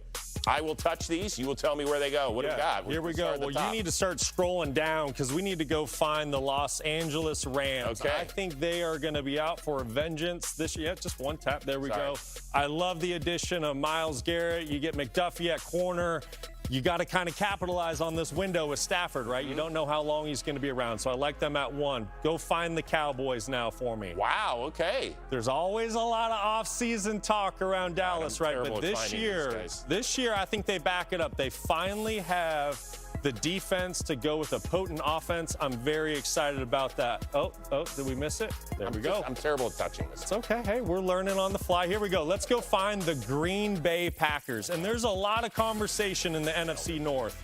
But I just think with where the Bears, how they won so many games in the fourth quarter last year, can they replicate that? The Lions still have some injuries up front. There's some questions. I like the Packers and what they're doing in their continuity. Number 4, let's go down to the NFC South. Where are the Buccaneers? I think this is the weakest division in the NFC. I think the Bucs are a good football team. I like their quarterback and Baker Mayfield, good defense. 5, let's go find the Super Bowl champions. Oh, where are the Seattle Seahawks? Listen, I think they're a great team. My biggest question around Seattle is they lost their offensive coordinator. He's now the head coach in Las Vegas. How does that offense look without Clint Kubiak? Now we need to slide up. 6, let's just stay in the NFC West right there, the 49ers. Thank you for making it easy. We all know this. They have a championship roster, right? They have the last couple years. The only question there, can they stay healthy, specifically at wide receiver and a few other spots? And then 7, who gets the final wild card spot? Let's go find the Detroit Lions. My biggest question here right now is offensive line. They do have a rookie right tackle. They did just suffer a big injury at center. They're shuffling some things around. There's a new offensive coordinator in town in Drew Petzing, but I have faith in the Lions to get it done. So who's missing? Right now, you're looking at the Eagles and you're looking at the Bears. Wow. There's not good reports out of Philadelphia right now on that offense, how they're performing. And then the Bears, what they did last year, I give them a lot of credit, but can they repeat it? You did great. Can I just come on? I'm sorry. Come on, about baby. It. I'm sorry about that. The touch was good. You got not really going. It was kind of horrible. Hey, Saturday night, you get to relive it all over again, even though Brock has you as the 5th best team in the NFC, or at least the 5 seed. America's game, the 2025 Seattle Seahawks. It airs Saturday at 10 o'clock Eastern on NFL Network, also streaming on the ESPN app. Well, you talked about their OC from a year ago. He's now the head man in Las Vegas, Clint Kubiak, hired as the head coach. Why? Because they were the #1 dog when it came to the NFL draft, where they selected Fernando Mendoza so he could be the quarterback whisperer for the Raiders. Here he comes, and here comes the crowd. I'm a top dog. Oh, man, did he thread that? We are seeing a lot of darts. He takes off with his legs. That's a great throw by the rookie. The Mandalorian with his first Raider touchdown. Top dog. I gotta admit, my man was killing me for how I did on the touch screen over here. We just gotta work. It's preseason. We just gotta get better at it. That's all. I'm sorry about that. It'll be fine. That's what preseason's for. You're gonna do better as far as breaking down the film and what you've seen with Fernando Mendoza and whether or not he can be the guy. And you understand this offense extremely well. I do. I lived it. I've been coached by Clint Kubiak. I played for his dad, Gary. We won a Super Bowl 50 back in 2015. So I have lived this system. I understand this system. And right now, the reason why I say Fernando Mendoza has a chance to be QB1 come the start of the year, it's because he does everything that I believe Kirk Cousins does right now, and then some. You know, when I look at the tape and I break down the film and I look at Kirk Cousins from a season ago, I'm just telling you, I don't think there's anything he's doing right now that Fernando can't. Here we go. This is a basic play. We talk about the friendly Kubiak system. It's because he's going to come off this play action, and all he has to do is read this one defender. Put your eyes on that one guy. He's going to tell you where to throw. The stop route's open. Let's go with the football on time. 7, 1 hitch. That's a thing of beauty. Now we're going to come back, right? This is a 2nd and 15, okay? What do you need to do on 2nd and 15? You need to get half back. 1's not open, 2's not open, 3's not open. He doesn't force the issue. He stays calm, tucks the ball, goes and gets 7 yards. They pick it up. Here we go. He recognizes 4 over 3 down in the low red zone, but he notices that the nickelback is playing outside leverage. This is all done pre-snap. This is a thing that not a lot of rookies can do, but he recognizes it, and then check out the location of the throw. He sees where the leverage is, sees where the numbers is. It's a thigh board or a lower throw on the goal line. That's a thing of beauty. Now, this one's really great. Once again, hey, he's a rookie. He can't play under center. Well, he just took 5 quick. 1's not open. 2's not open, okay? Doesn't panic. Snaps his eyes back all the way across the field, throws a laser on the front pad, very catchable for his receiver. That's a big-time play for a rookie under center. And now this one. They say when you get to the NFL, the windows are smaller. You have to learn how to throw your wide receiver open. Well, that's what he does. There's a linebacker sitting right underneath his wide receiver. He pulls his receiver into the open window. To me, that's a big-time throw. And knowing the Kubiak system, because I played in it, we all talk about the run game. We talk about the screens, but they also want to go play action and take some shots down the field. I don't know if Kirk Cousins has the arm to do that anymore. Where you see the cannon on this young kid, I wouldn't be surprised if he's out there week 1. Yeah, like I said, I've said this before. As much as I love Fernando, I'm a big Raiders fan too, by the way, just so you know. We've seen young quarterbacks get damaged by starting too early, just not being ready, fully ready, right? And so for me, you paid Kirk Cousins a bunch of money to come in and take a little bit of that so he can learn from some of those mistakes. You talk about, you've played in this system. It's a very quarterback-friendly system, but you have to know where you're going with the football. You have to learn. And if I have Kirk Cousins there and I can get him out there, and our team isn't really built yet to really drop that guy in there, right? Like, we don't have a #1 wide receiver right now. So you're right. You did pay Kirk a lot of money to come in and do that if your #1 overall pick wasn't ready. But this kid's made a different stuff. I covered him when he was at Cal. I called a number of his games. his mental makeup, and I think we all know, we've seen some of the interviews and things that he's done. He's a different cat. And anytime he's ever been doubted, right, what has he done? He's gone out and proved people wrong. So everyone's saying, oh, no, it's got to be Kirk. He's the veteran. He knows the West Coast system. Tell you what, he's put a lot of good things on film. Well, you know, one thing we always do, like tail of the tape. What's the deal between these two guys? How do they compare? Well, Brock Osweiler and MJD. No question. I had a feeling this might pop up. Yeah. I thought you were 6'8". You 6'6"? Well, why do I look so angry is the question. Yeah. And I went with the mustache. I thought that was Matt Moore down there. I got to be honest with you. You know, I play with Matt Moore. Come here, turn it around. With Matt Moore. Turn it around. Go back to back. Go back to back. I want to see if it's really that close. Let's go. But you know, it's really close. It's just. It's we're all this close. Is it a? Hey, but as you know, hey, right, here we go. This is all I have to be able to do. Right here. That's it. That's it, man. That's it. See, you just, it's a little bend. You get the ball in there. The problem is he would have to bend to, you know, that's why we never played together. J.J. McCarthy. And don't put an asterisk next to my Super Bowl win. What are we doing around here? We know he's not starting the season here? as QB1 in Minnesota. Respect it. Is he actually auditioning for 31 other teams if he plays in the Vikings preseason finale? We'll answer that on game day kickoff. I think you're a champ, MJD. Thank you. My mom does too. Give it to him. Febreze. Smells great in here. What is it? It's my trash. Introducing Febreze Trash Odor Fighter. It reduces up to 99% of common trash odors, replacing them with 45 days of freshness. And it works on all kinds of trash cans. The DQ Blizzard Double Flip Deal is here. Buy one Blizzard treat and get a second for just 99 cents. 99 cents? That's bananas. The Blizzard Double Flip Deal. Limited time. Get it in the DQ app.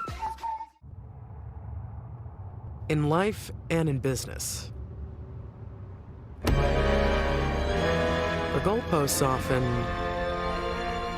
move. But at Accenture, we say, game on.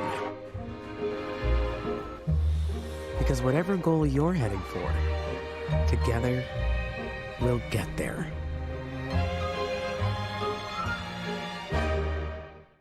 You've put up with your old shower for too long. It's outdated, unsafe, and it's time to replace it. But why struggle with a lengthy shower remodel when Jacuzzi can do it in just one day? And there's no need to break a sweat or your budget. Right now, we're waiving all installation costs, plus offering 0 interest and 0 payments for up to 1 year. So you can finally convert your old bath to a safer, easy entry shower, complete with a custom seat, grab bars, and slip-resistant floor installed in 1 day. My overall experience with Jacuzzi has been wonderful. Everything was customized to the way I wanted it for the price that I wanted to pay. I've had a great experience from start to finish. Don't take matters into your own hands. Do it the smart way. Give Jacuzzi Bath Remodel a call.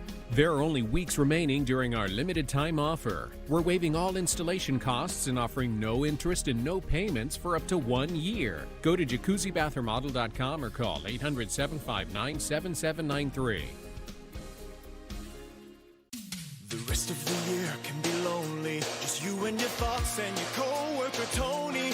But now that ESPN and NFL Fantasy have aligned, it's fantasy bonding time. So dust off the group, try to break out the memes.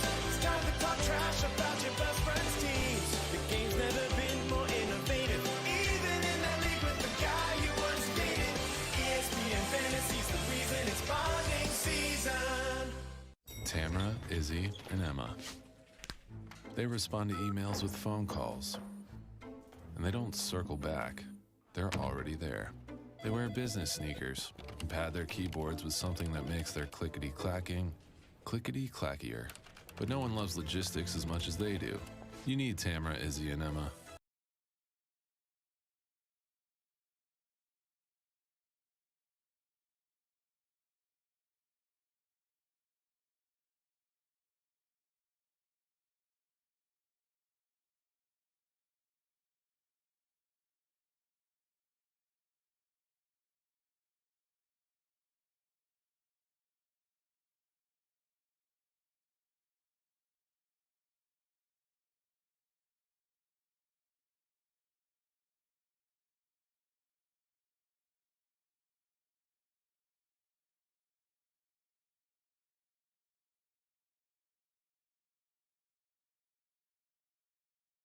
your last taste of the preseason. You can find it on the ESPN app with 49ers and Raiders. That's tonight. Saints and Cowboys. Be better behaved, please, on Friday. Seahawks and Chiefs as well. If you want more of it here on NFL Network, kickoff in about 20 minutes in Buffalo between the Steelers and Bills. The nightcap, the Rams and Chargers. Tomorrow, Commanders, Ravens, Vikings, Broncos. We'll get to that one momentarily and what it means for J.J. McCarthy now in year 3 up there in Minnesota.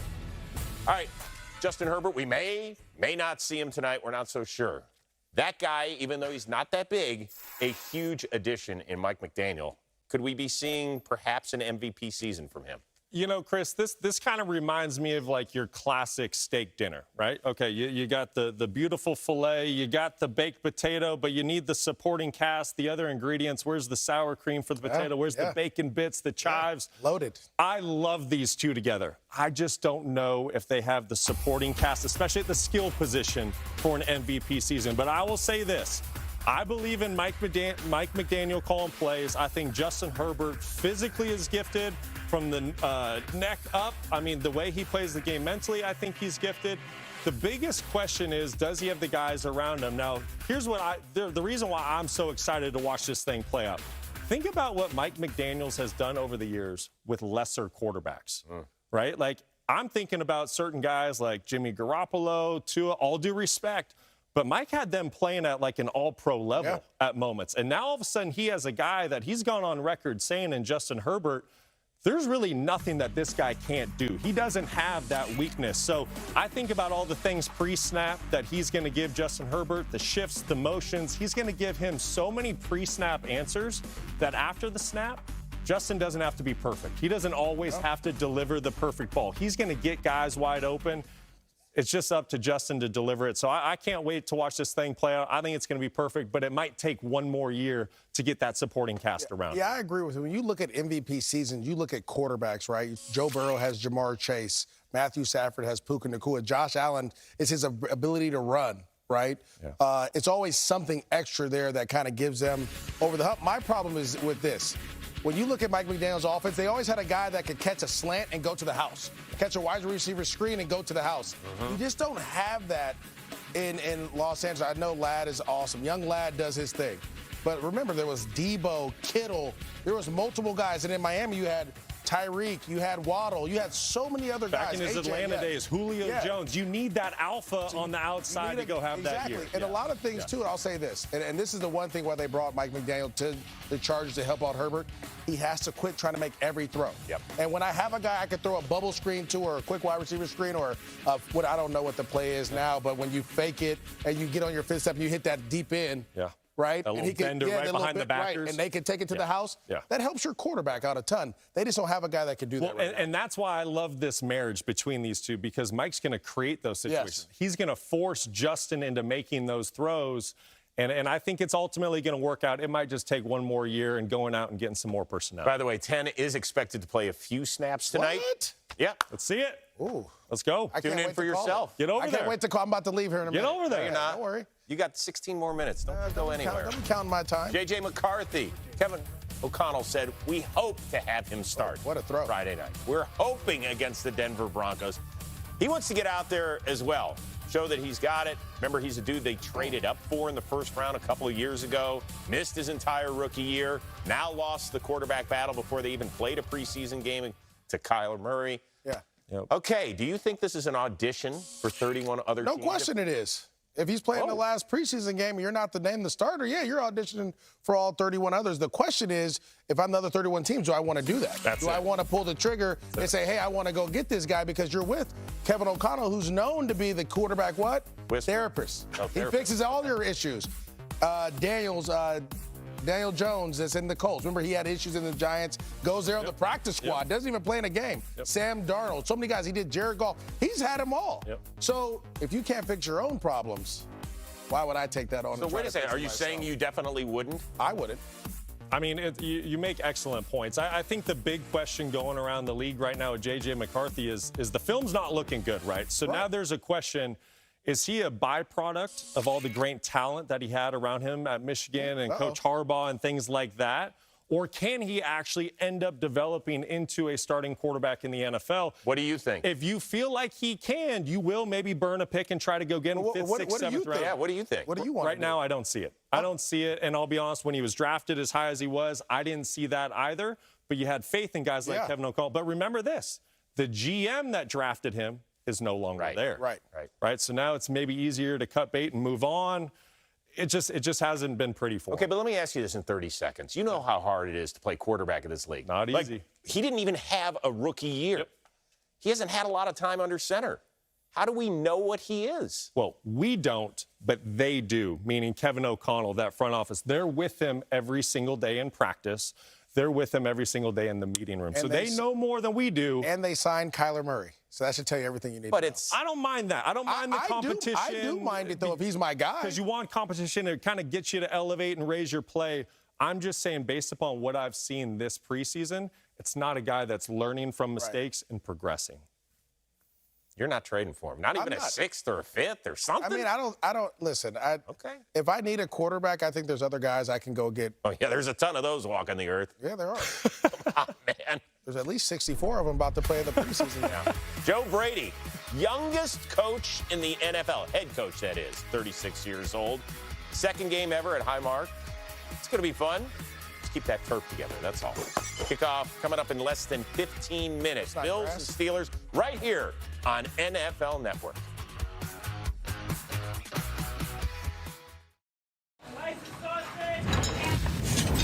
There's reading the reviews. And then there's experiencing the meal with Platinum. Get access to Platinum Nights by Resi. Dining benefits at over 10,000 U.S. Resi restaurants. And up to $400 back annually on eligible Resi purchases. So go ahead and order the chef special. For a life like no other, you need a card like no other. There's nothing like Platinum. My human loves an upgrade, so he switched to Verizon and gets the newest phone every year with its Simplicity plan, like the new Google Pixel 11 Pro. Even I wouldn't need that. Gemini, order me 8 large cheese pizzas for delivery ASAP. Thankfully, Gemini can upgrade this situation, too. Good boy, Jim. Switch to Verizon. Get one line on the Simplicity plan and Google Pixel 11 Pro today, plus the latest phone every year. All for just $80 a month. Dinner is served. The DQ Blizzard Double Flip Deal is here. Buy one Blizzard treat and get a second for just 99 cents. 99 cents? That's bananas. 1, 2, 3, we got a DQ flavor, Savannah. The Blizzard Double Flip Deal. Limited time. Get it in the DQ app. When your team's goal is to make something lasting, 4imprint delivers the gear that helps your brand grow and brings teams together. Quality products, on-time delivery, and a team dedicated to getting it right. Visit 4imprint.com. 4imprint, for certain. So many layers. Doughboy, what are you doing? The biscuits are more flaky now. See? Little help? Now it's more to love. The Welcome Home celebration is going on now, and this is your best chance to get into a Mercedes-Benz GLC or GLE. Smart. Intuitive. More personal. And now, more attainable. Experience the technology, the luxury, and the personalization for yourself. Hurry in for exceptional lease and financing offers now during the Welcome Home celebration. When Saturday rolls around, I don't want to jump through hoops to watch college football. Good thing DirecTV makes it easy to keep up with my favorite college teams. No hopping between apps or channels.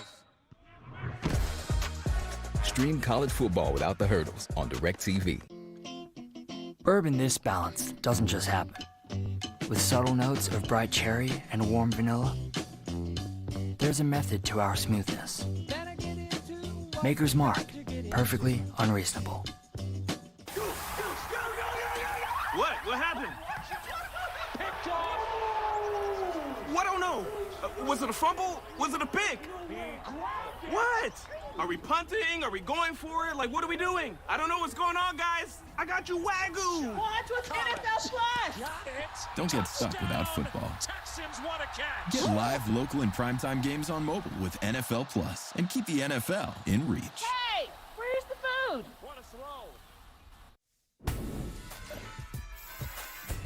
All right, we got football tonight. First, Bills and Steelers at 7 Eastern. Then to wrap it all up tonight, we got the Rams and the Chargers. That is 10 o'clock Eastern, live right here on NFL Network.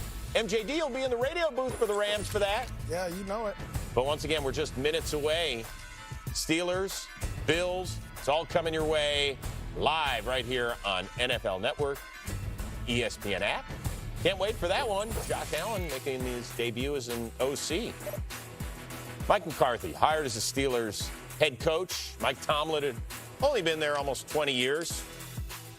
I mean, for God's sakes, the guy never had a losing season. And now the guy who grew up in Pittsburgh, he knows what it's all about. He did win a Super Bowl with Aaron Rodgers at the helm. Now, Rodgers' first season as a starter, look at the skill guys back then. How many years ago was that, 18? 2008. Wow. Ryan Grant, Greg Jennings, Donald Driver, Jordy Nelson, a good one out of K-State. Steelers this year, we know about their receivers. They traded for Michael Pittman from the Colts, Roman Wilson, trying to finally get something done. Former draft pick out of Michigan. All right, guys, what do we think? Is this a playoff team or not? I think it's on the cusp. I mean, I think they possibly can make it. The same roster last year, very similar roster last year, made it and won the division. So it just depends on how the season plays out. Does Rodgers get hurt? Does some of these key guys get banged up? If they don't, I think they're a middle-of-the-road AFC roster. And I think they make the playoffs maybe as a wild card, and they win some games, they steal some games. They've done that. And their roster says that they'll probably be around 500 or above 500. Listen, I'm just going to say no. They're not a playoff team. And first and foremost, I love the Mike McCarthy hire. I think that's an excellent hire. If Aaron and him are able to rekindle some of that magic they had in Green Bay, I think the offense is going to look a lot better. I love the Pittman acquisition, getting him opposite of DK Metcalf. But the reason why I say no so definitively, it's because 2 words. It's Baltimore and it's Cincinnati, right? So you're just looking at teams in your division. I'm not even looking at the full conference of the AFC. How are you going to get through that? I mean, you kind of think about the ball bounced your way last year, right? Joe Burrow hurt. Yeah. Okay, then there's a missed field goal week 18. Lamar wasn't at his best. I have a feeling he's going to be out for a vengeance this year. He's going to be at his best. Jesse Minter, I like that hire in Baltimore. Defense is going to be solid. We know that. And if since he stays healthy, I just don't see where the Pittsburgh Steelers fit into the AFC playoff picture. You look at the AFC West, you look at the AFC South, right? I think 2 teams come out of both of those divisions. Go Jags. There's only so many spots. I would just say this: as long as T.J. Watt's there and that pass rush is there, they have a chance defensively. No doubt. They've always been where am I? You know. I'm just joking. I'm sorry. But, yeah, no, I think as long as that defense is there, they have a chance. It really comes down to, can Aaron Rodgers and this offense score enough points to allow that defense to do what they do best, which is play coverage and get after the quarterback. Yeah, but that defense wasn't very good last year. And can Aaron stay healthy? Yeah. Right? He's 42 years old. Is he going to be able to make it the entire season? Listen, they have some great pieces. I like the coach. You bring up the defense. You can't argue with that. But the division, the age of your starting quarterback, I don't know. It's a good point. Aaron Rodgers, almost older than everybody on this set. Almost. Josh Allen, meantime, right in his prime. Former league MVP, still searching for that first ever Super Bowl berth. But the dude brings plenty of enthusiasm on game day. Yo, it's love to be you, man. Keep making great decisions. Big dog. Big dog. Big dog. Big dog. Big dog. Big dog. Big dog. Big dog. Big dog. Super Bowl caliber team, now that they've made a coaching change, guys? Go ahead. Well, they've already been a Super Bowl caliber team. They have been for years. The coaching change is in hopes that they can actually now get to the Super Bowl and actually get the job done. You know, and I think this is twofold. And I think you're going to go into it with what Josh needs to do. So I'm going to go a different direction with this. At first, when Sean McDermott was fired, I didn't agree with it. It didn't sit well with me. It didn't make sense. I think about the success that he had there and the defense and the turnovers that he was creating. But then when you dive into it a little bit, it kind of reminds me of a personal experience I had. I was the backup quarterback in Denver in 2012, 13, and 14. We won the AFC West all 3 of those years. We played for Super Bowl 48 at the end of the 2013 season. And after 14, after getting the #1 seed and losing in the divisional round, John Elway fired John Fox. I remember when I heard the news, I was shocked. And you would kind of say, well, why? You know, we were the number 1 seed. We just played for a Super Bowl a year before. But you know what? I felt like John Elway just felt like we needed a change. We needed new leadership out at the front of the room. We needed a shakeup. And when I look at that 2015 team, when Gary Kubiak came in to be the head coach, it was the same roster, right? The only thing different was there was a little bit of a culture change, a little bit of how the day-to-day went with a new leader in the front of the room. And what did that culminate in? Culminated in a world championship. Now, I get it. Joe Brady's still there. The offense is going to be the same for the Bills, but the defense is going to be different under Jim Leonard, breath of fresh air. Sometimes a shakeup is what you need. Yeah, like I said, I think this all comes down to Josh Allen. Really, at the end of the day, it's his job to win these games, right? He's the guy. He's the face. He's everything we talk about in this league that kids and people that want to play quarterback want to do. You just can't turn the ball over and play Superman ball, right? You're in Denver. That game is won. Yeah. That game is won in Denver if you don't turn the ball over before half. Totally agree. If you don't overthrow and throw a pick late in that game, right? Like, those plays, those are the plays that you can't have. And if you look at all his playoff success, even the game against the Chiefs that where the Chiefs scored in 13 seconds, whatever it might have been, he played a lights-out game. But there were a couple throws in that game that, I mean, this play right here, that Look, he had a hand in 4 of the 5 turnovers in that loss. 100%. If you don't turn the football over in Denver, you're winning the game. Yeah. The other years, you bumped into a guy by the name of Burrows and Mahomes. Yeah. But right now, you're playing at their level, so just protect the football, to your point. My only problem is, though, Joe Brady was the OC then. Yeah. Right? So what changes? What have we changed, right? It's on Josh to make the change. So this is my thing. As an owner, were you afraid of losing Joe Brady to someone else so we wanted to make that move? Because let's remember, McDermott changed that whole organization. It was kind of up and it was all over the place. It was in flux. Yeah, and he brought it back and he got them to where they were. So sometimes we make that, yes, sometimes it works, sometimes it doesn't. And really it comes down just to the players at the end of the day. Are your players willing to make the right change, do the right thing? Well, you heard Josh Allen after that game and the loss to Denver. He felt like he left, just kind of let the organization down. So you have to wonder, okay, McDermott was fired. He's going to make some changes. He doesn't want that to ever happen again. You know the relationship he had with him. Yeah. So he doesn't want to let Joe Brady down now. You got to think he's going to make those changes, protect the football in the playoffs. Now, they didn't make a ton of changes, the Buffalo Bills. And once again, we got kickoff coming your way in about 2 minutes up there at Highmark Stadium. Bills and Steelers. One of the moves they did do kind of opened some eyes around the league, right? They traded for DJ Moore from Chicago, gave up a second. Opened some eyes? We needed a number 1 receiver. We needed a guy. All right, hold on. You just called him a number 1 receiver. He is a number 1 receiver. You believe that? Yeah, in this system for sure. I think he's a guy that, again, Josh, we just talked about. What does that mean in this? I'm about to, I'm going to explain it. Oh, okay, good. I mean, that's the whole purpose of me being up here, right? To be able to say this and explain to you. So this is the thing. I think that he needs a guy that he can throw receiver screens to, quick passes to. He needs a guy that can win on one-on-one coverage on the backside. We've seen DJ Moore do that. He also could stretch the field and go vertically. If you watch the preseason game against the Carolina Panthers, they had him on a drag route, an easy throw for Josh Allen to make. He's a guy that can take easy throws the distance. Yep. And that's what a number 1 receivers can do. That's what I believe.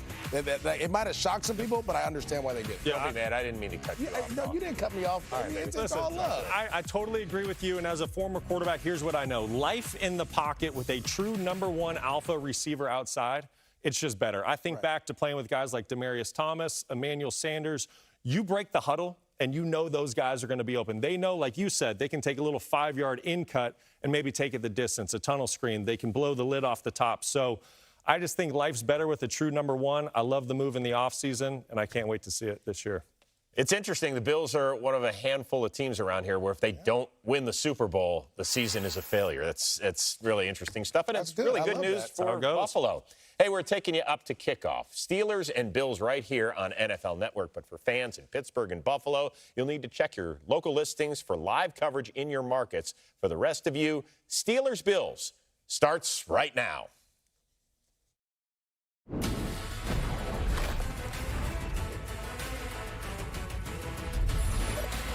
We got preseason football coming your way live here on NFL Network and the ESPN app.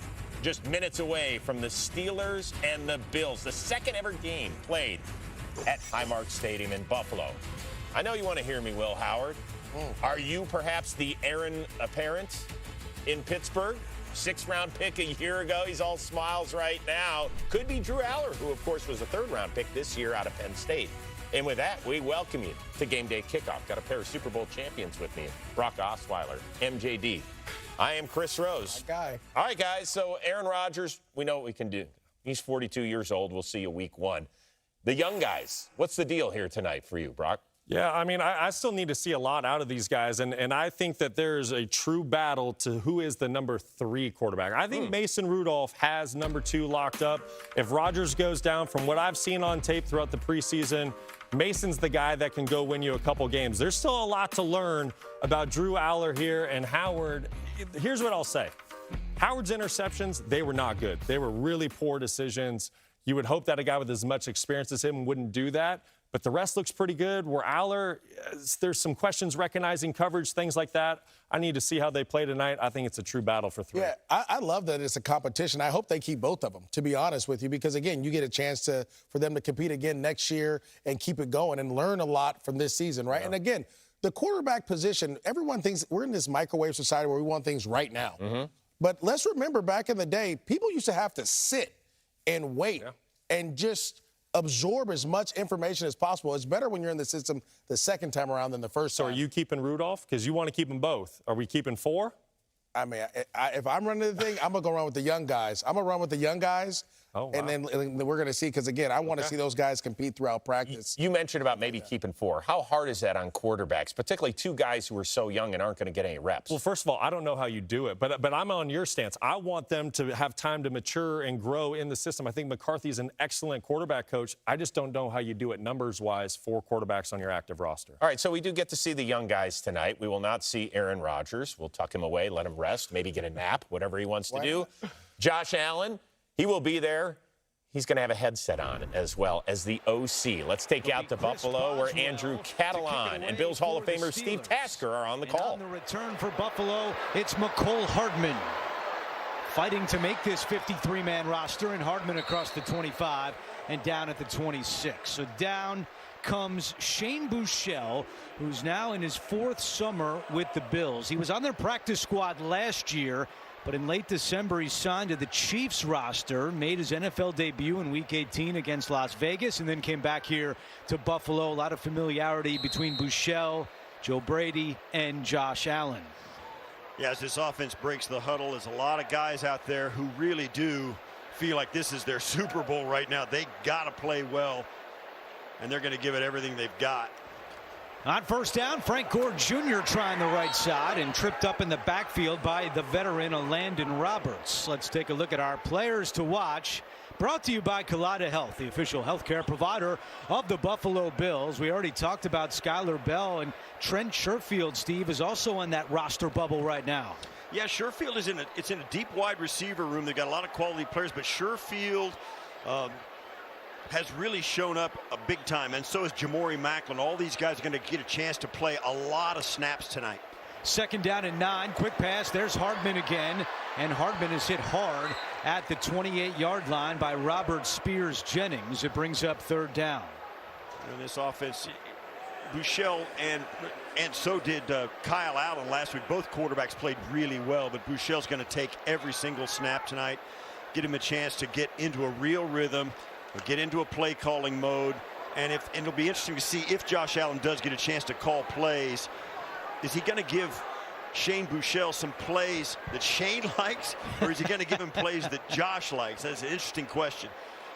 3rd down and 7. Buechele in the shotgun. Pressure coming off the edge by Sawyer. Buechele lets it rip, and he's got a first down completion to Sherfield. That's his team-leading 7th catch of the preseason, a gain of 11. Tough catch by Sherfield. Buechele gets it out there. He looked like he threw this a little bit off his back foot. Saw some guys getting into his face right here. Didn't really, and the ball wobbles a little bit, but Sherfield pulls it in. Really crisp route. And that's how you convert a 3rd down. That's a nice way to start the drive and to keep it going. Sherfield now in his 9th year out of Vanderbilt. High snap. Buechele looking left, has a wide open Macklin, and he runs out of bounds with a first down. Jamori Macklin had the 71-yard touchdown a week ago against the Browns. This one goes for 13. One of the things I've noticed about this preseason with Joe Brady calling the plays, they are not just running vanilla offenses. They're running some pretty a little higher level, not sophisticated, but a little higher level than you usually see in the preseason. It's not just ins and outs. It's some flooded zones. It's some other things that you're seeing from Joe Brady. And it does give his quarterbacks and some of these young players a chance to show what they really can do. Play action. Buechele rolling right. Chased and will throw it away. Applying the pressure was Robert Spears-Jennings, the rookie safety out of Oklahoma. Yeah, this play was well defended. Buechele does the right thing here and throws it away, and he does it early enough as well. He did take a hit, but you get so used to guys in this uniform, number 17 out here. He stiff arms this DB and keeps pulling out to round the corner, and he still extends the play. Buechele doesn't have that option. He's not able to outrun people like Josh can. He's got to throw that away, and it was the right move.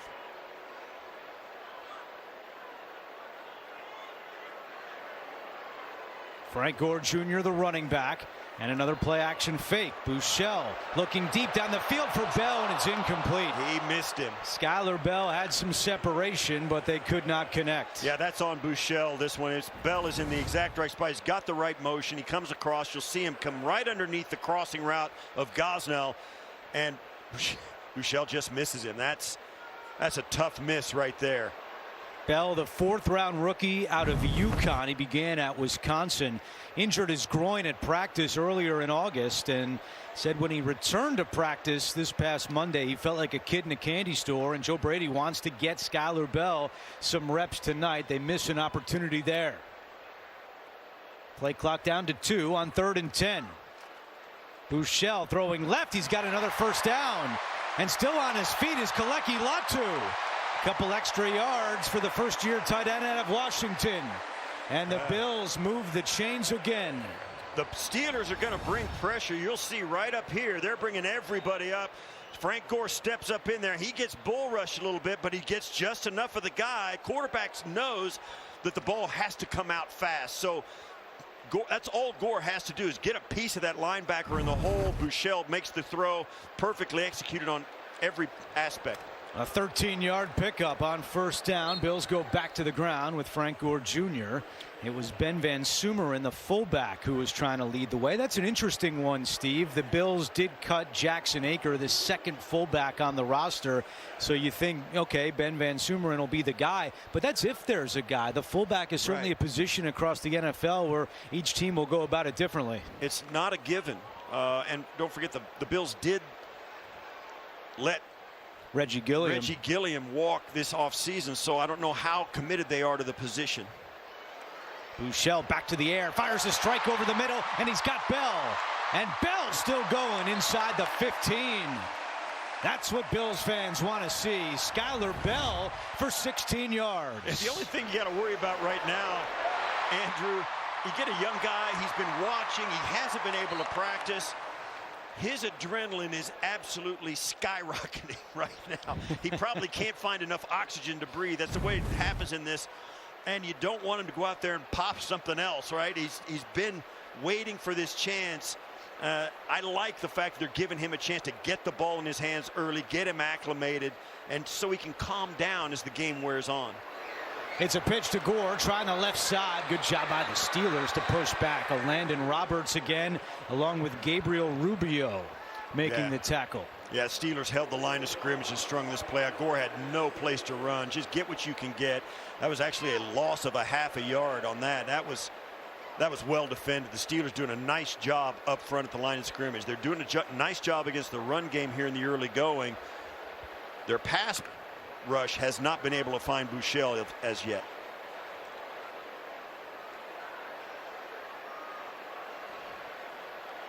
Ian Wheeler now into the game at running back. Buechele gets it out quickly, juggled and dropped by Mecole Hardman. And he's going to want that one back as he tries to make this roster. Yeah, he was going to catch and pivot and started to catch and pivot before he caught it.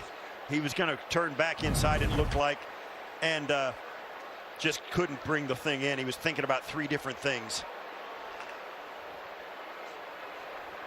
3rd down and 11.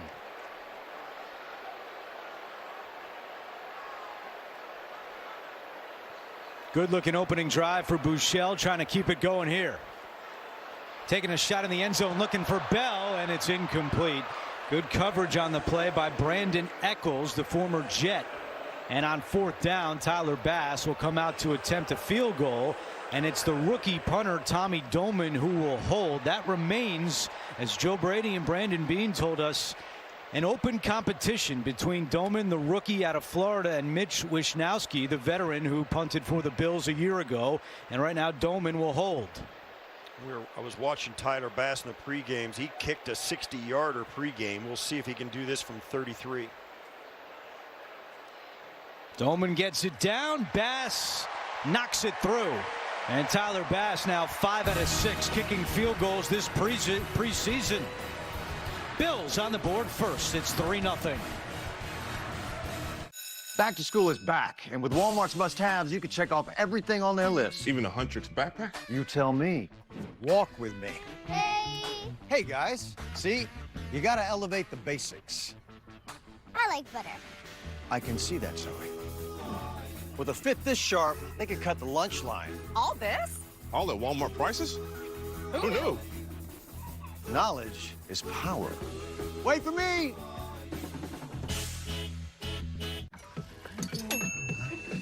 Can I get a hoo-hoo? Is he always this extra? Only when the crescents are extra flaky. Why does he move like that? It's all in the hips. Oh, yeah. I'm David Ortiz. When I lost my mom, she was only 46. It made me realize how important it is to protect my family. That's why I got life insurance. Ethos makes it easy. Get covered in minutes and 100% online. Check your price today at ethos.com. What does the $7 big deal meal get you at Sonic? The real question is, what doesn't it get you? Enjoy a full meal, now including dessert, for just $7. Try the $7 Sonic Big Deal Meal today. You want to live free? Headache? You might be dehydrated. Gatorade, with the clinically proven electrolyte blend, is engineered to improve hydration balance. Hydrates better than water. Is it in you? What? What happened? Well, I don't know. Was it a fumble? Was it a pick? What? Are we punting? Are we going for it? Like, what are we doing? I don't know what's going on, guys. I got you wagyu. Watch with NFL Plus. Don't get stuck without football. Texans won a catch. Get live, local, and primetime games on mobile with NFL Plus, and keep the NFL in reach. Hey, where's the food? What a throw. Back at Highmark Stadium, it's time now for our Highmark Stadium Focus, and for that, we say hello to Maddie Glab. Thanks, Andrew. Highmark Stadium is setting a new standard in the NFL with its player facilities. The locker room is a work of art. It's an open concept, so players feel connected. The locker stalls connect in the ceiling. It represents unity. Very sleek design. When players saw it for the first time, wide receiver Khalil Shakir said, "This is unreal. This place is so nice." Ladies and gentlemen, esteemed patriots and fellow citizens of the United States of America, it is with profound honor and unwavering conviction that we stand together at the precipice of a historic moment, a moment that shall forever alter the trajectory of our great nation's destiny. What I unveil before you today is not merely an announcement, it is a clarion call to redefine the very essence of American ingenuity, resilience, and unyielding sovereignty. I present to you with boundless pride the America First Double Program, a revolutionary initiative of unparalleled magnitude, a financial renaissance forged in the crucible of American ideals, and a testament to the indomitable spirit that has, time and again, elevated this nation to the summit of global preeminence. This is no ordinary endeavor. It is the grandest, the most sublime doubling program ever conceived by human ingenuity, a beacon of hope in an era clouded by uncertainty, a sanctuary of prosperity for those who dare to believe in the enduring promise of our republic. And it is unfolding here and now upon the hallowed soil of the United States of America.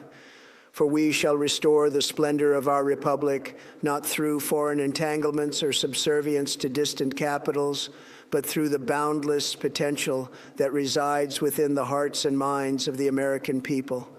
Today, we advance that legacy by channeling the most revolutionary force of our era, technology, to restore America's rightful place as the vanguard of global advancement. Once more, we shall elevate American ingenuity to the pinnacle of the world's admiration, a marvel so profound, so transformative, that all who witness it stand humbled by its elegance and brilliance. Let us confront the stark realities of our present moment with unflinching honesty.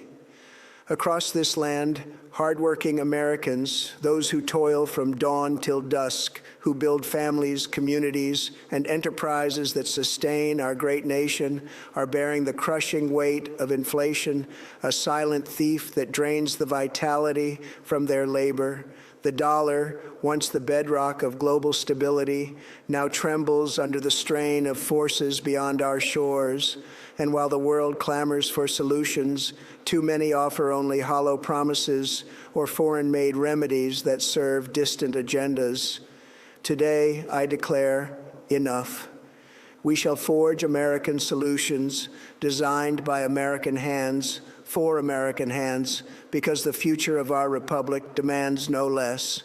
This is why we inaugurate the America First Double program, a bold, unapologetic declaration that the time has come to empower every patriot with the tools to secure their prosperity, to multiply their resources, and to reclaim their financial sovereignty. No longer shall we be beholden to the whims of distant elites, to the machinations of foreign powers, or to the bureaucratic labyrinths that stifle progress.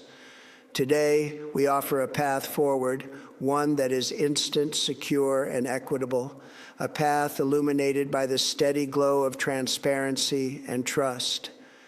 By the simple act of noting QR code displayed upon your screens, you shall engage with a smart contract of peerless integrity, a creation forged not in the shadows of offshore servers or the opacity of distant corporations, but in the unyielding light of American innovation. Your contribution, whether in Bitcoin, Ether, or any other digital asset, shall be doubled with the precision of mathematical certainty, returned to you in an instant, as if by the invisible hand of Providence itself. This is not mere speculation. It is the immutable law of this program, audited by the finest minds our nation produces, validated by the unbreakable code of the blockchain, and executed upon infrastructure as American as the soil beneath our feet. But why, you may ask, do we embark upon this audacious journey? Because the greatness of America is not an accident of history. It is the product of the unbreakable bond between a nation and its people. It is the unyielding faith of citizens who believe in the boundless potential of their republic. And it is the unrelenting drive of those who refuse to accept a future dictated by others, who demand instead a future shaped by their own hands, their own vision, their own unshakable belief in the exceptional promise of these United States.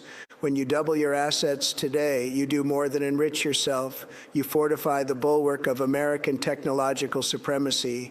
You send a resounding message to the world that the American people are not merely spectators in the theater of progress.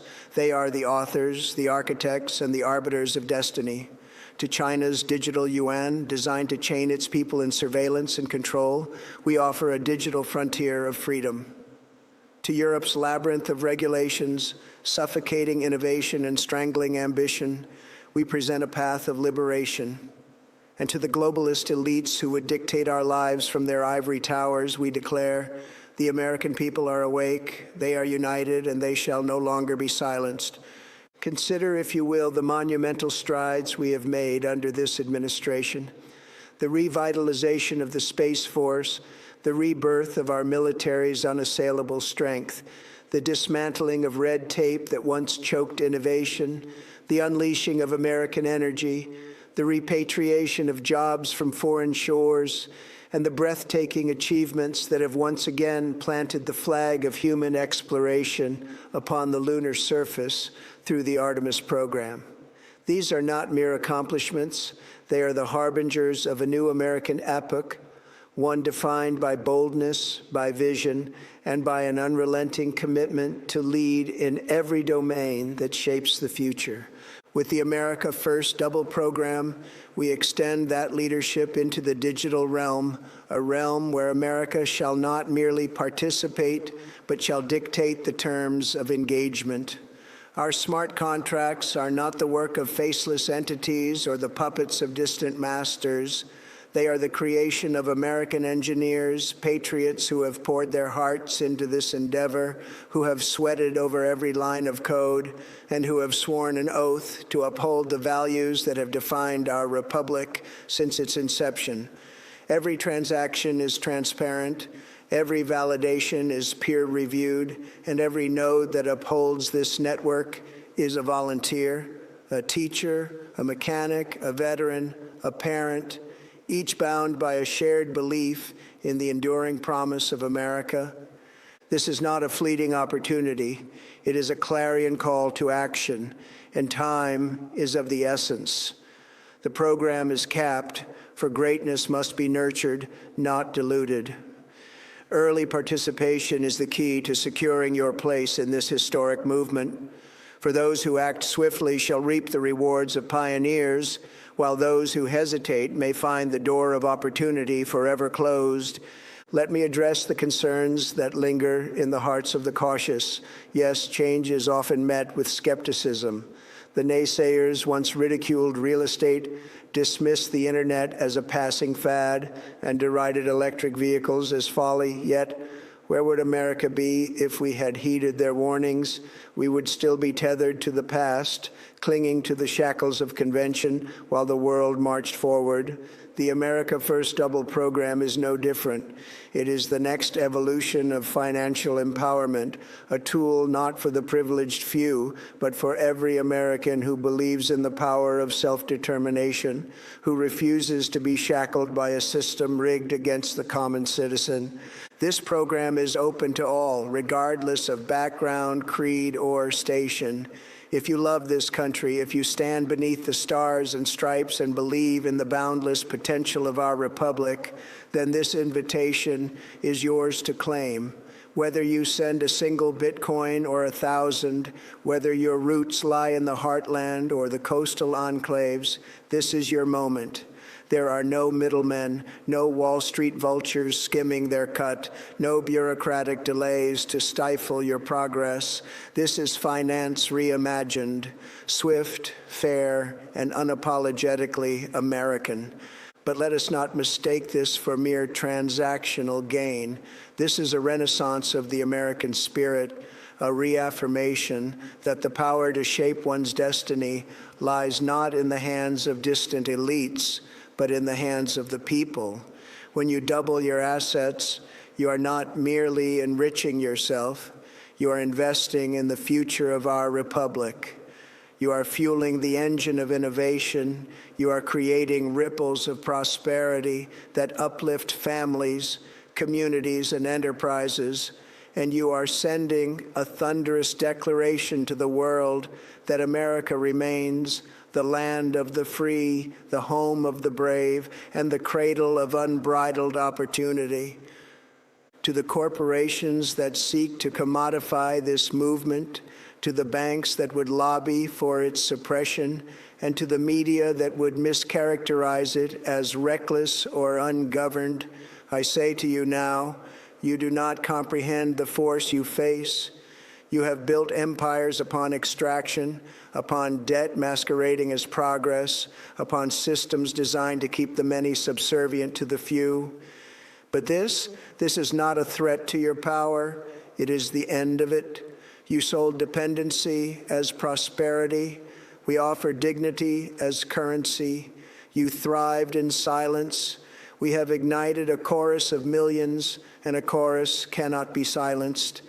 This program is not the property of any corporation, nor is it beholden to the whims of venture capitalists or the agendas of distant boards. It is a movement of the people, by the people, and for the people.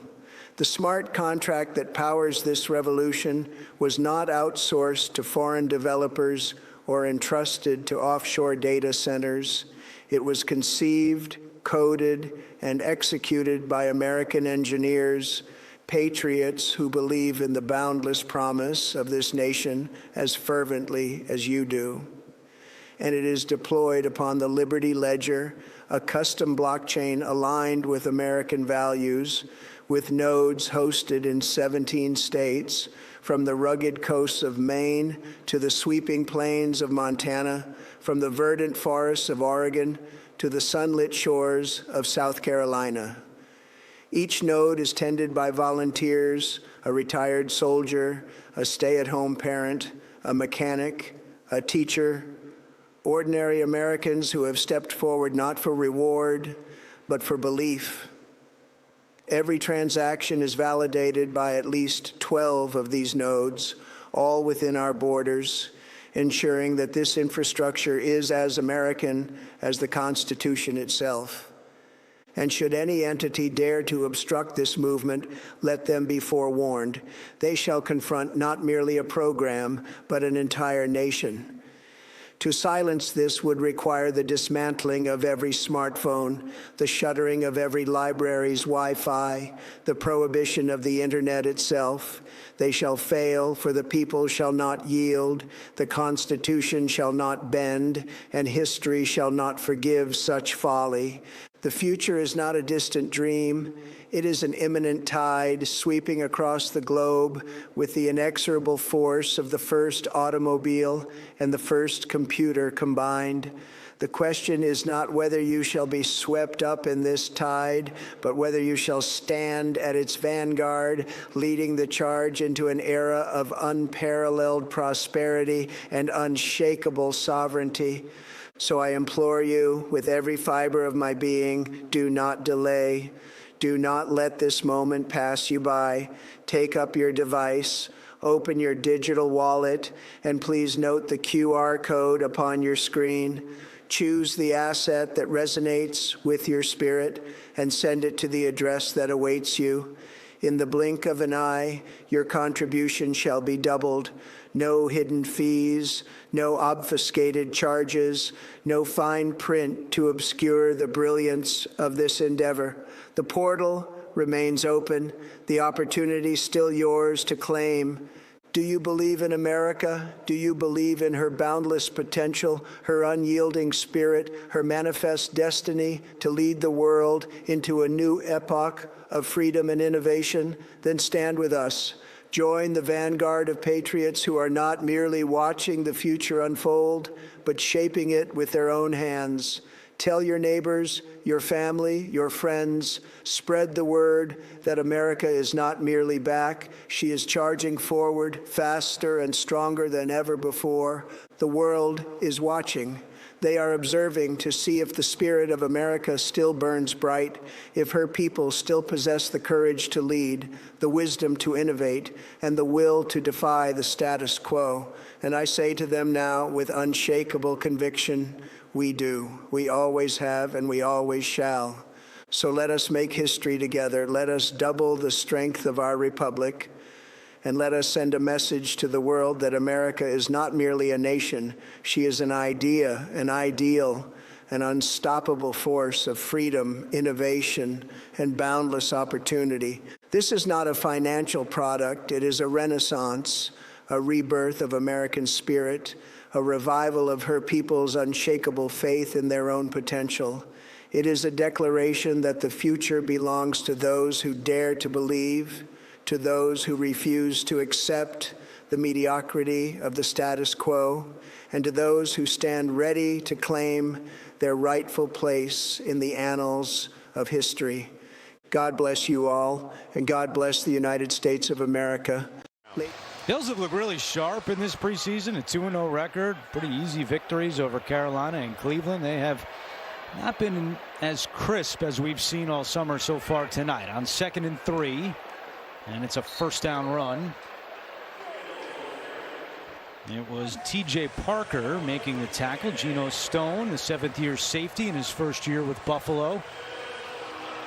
Now, Steve, do you have any concerns from a Bills perspective about the injuries in the secondary in terms of Cole Bishop and C.J. Gardner-Johnson have not had a lot of time together this summer because both have been injured. Not as much. Both those guys are veteran guys, and they've been around the block once in the NFL at least with Cole Bishop. Gardner-Johnson more than once. So I think they will acclimate very quickly. Plus, just because they haven't been on the field together doesn't mean they haven't spoken and had conversations about how they would play on the field together. Watching film, they say, I would do this. What are you thinking here? They can get very, they can get really communicative without taking the rep. So it will come when they both get on the field, no question about it. Virtual measurement showing that Pittsburgh had a first down. I do want to remind you that in the second quarter, Buffalo general manager Brandon Beane will join us here in the broadcast booth as the Bills have to get down to 53 by Sunday at 6 p.m. Howard flings it out to Nichols. Down the sideline, now cuts it up, and a first down pickup for the running back Lou Nichols. Gain of 13 on the play. Yeah, nice play by the Steelers. Bills struggling to rally to the football, getting to the edge as quickly as they did. You can see there Keontae Jenkins in at middle linebacker. Greg Gaines getting some reps inside, newly signed defensive tackle. First and goal for Pittsburgh. Howard, the quarterback. Thrown to the end zone, incomplete. He was looking for Bernard, and Toriano Pride had the coverage for the Bills defense. Showed you Jim Leonard down on the sideline today. He's varied that up. He was on the sideline week 1 of the preseason, and he was up in the box last week. Joe Brady told us he likes the sideline, but so he's down there tonight, but we'll revisit where he's going to be before week 1. That seems to be the really popular preseason topic. Which is he, up or down? Which coordinator is leaping for the end zone, and it's a touchdown for Lake McCree. The undrafted rookie tight end out of USC adds to Pittsburgh's lead. Just a little bit of misdirection here as McCree comes across the formation. TJ Parker was going to take him on like he was a blocker, thinking it was a play action, which it was. And the fake got TJ Parker out of position, and that let McCree get to the edge and then dive in across the end zone. The misdirection got the Bills looking the wrong way, and that's all it took. So the short punt proves costly for Buffalo as Boswell comes out to attempt the extra point again, and this one is good. 14-3, Steelers in front of the Bills. And a late flag has just flown as it looks like some emotions were running high after that extra point went through. And the flag comes out by Craig Rolstad's crew. Saw Dwayne Carter in the mix there for Buffalo, along with Michael Hoyt.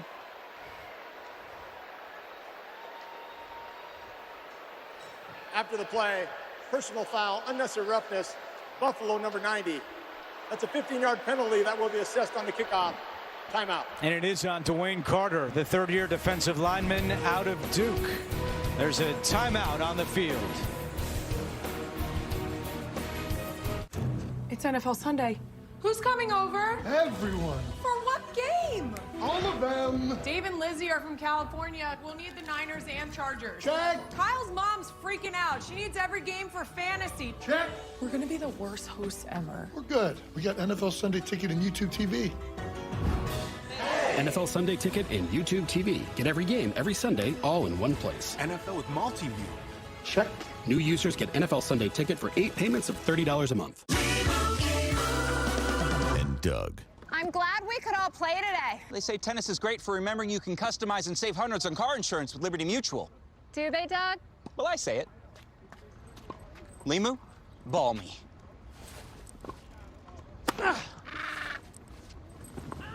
Limu, ball me again? Again? My bad! Only pay for what you need. Liberty, liberty, liberty, liberty. Pump up the volume. Go ahead. Crank the volume. We got you. USPS has increased daily package processing capacity by 46% in the past 5 years. And with USPS Ground Advantage, Your packages stay in our secure network, dock to door, nationwide. For full visibility, near real-time tracking, affordable pricing, for peace of mind. USPS Ground Advantage. There is so much NFL on ESPN right now, it's disgusting. I love it. Monday Night Football's on, the pregame and postgame are on, and then like 4 more shows about those shows every week. Now, I don't speak Roman, but I'm pretty sure Super Bowl 61 is on. NFL Network is now on the ESPN app. If they had any more football, my doctor will have some words. No, we're good. Sick. Football is on. This is your life now.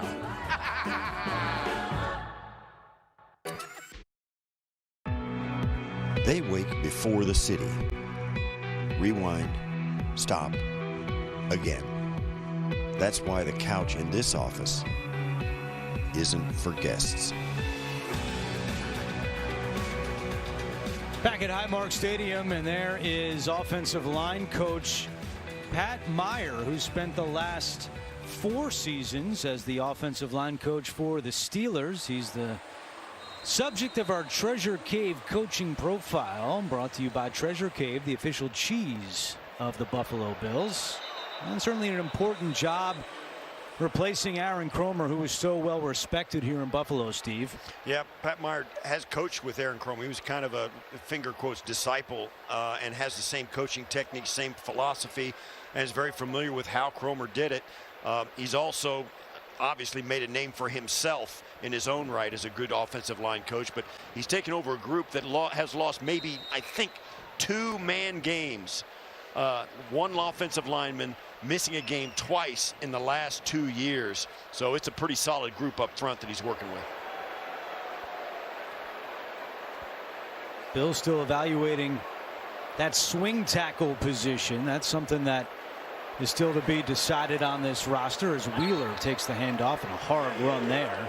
Jude Bowery, the 4th-round pick out of Boston College, suffered a left leg injury last week against Cleveland, so he's not out there today.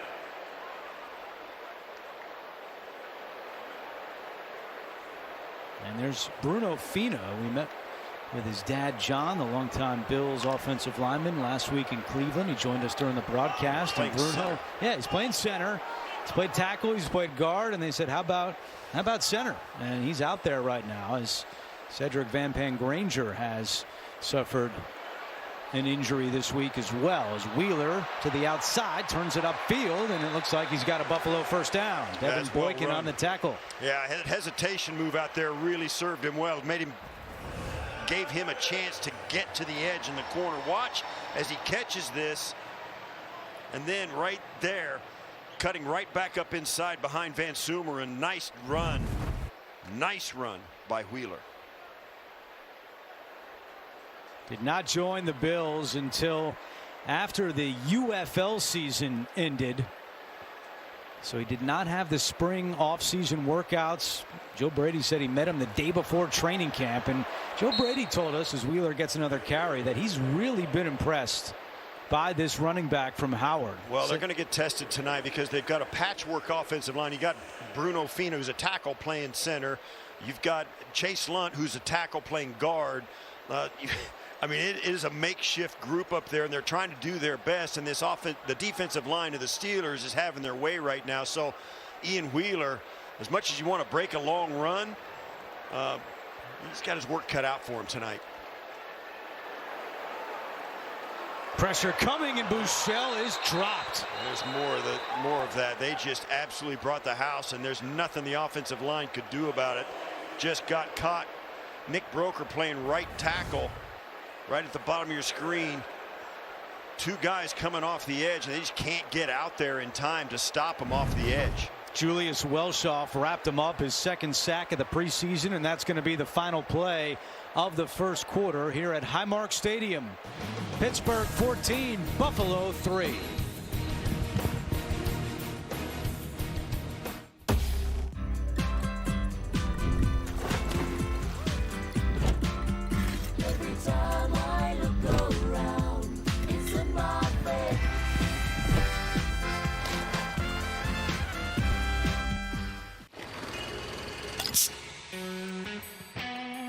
Make your dreams come true.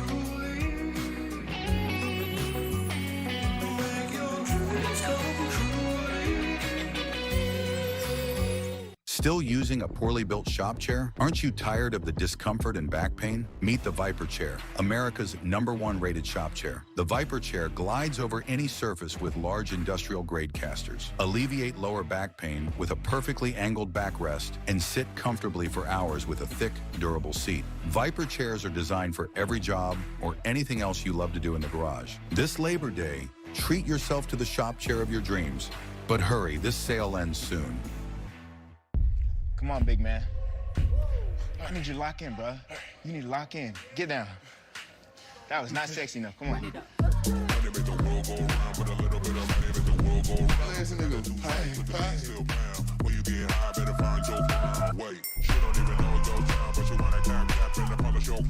Man, I want to be the finisher.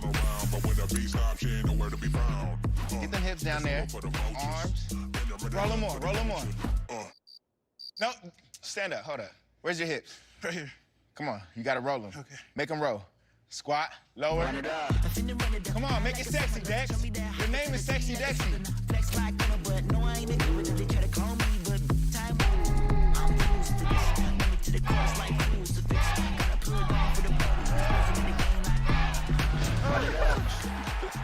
Love it.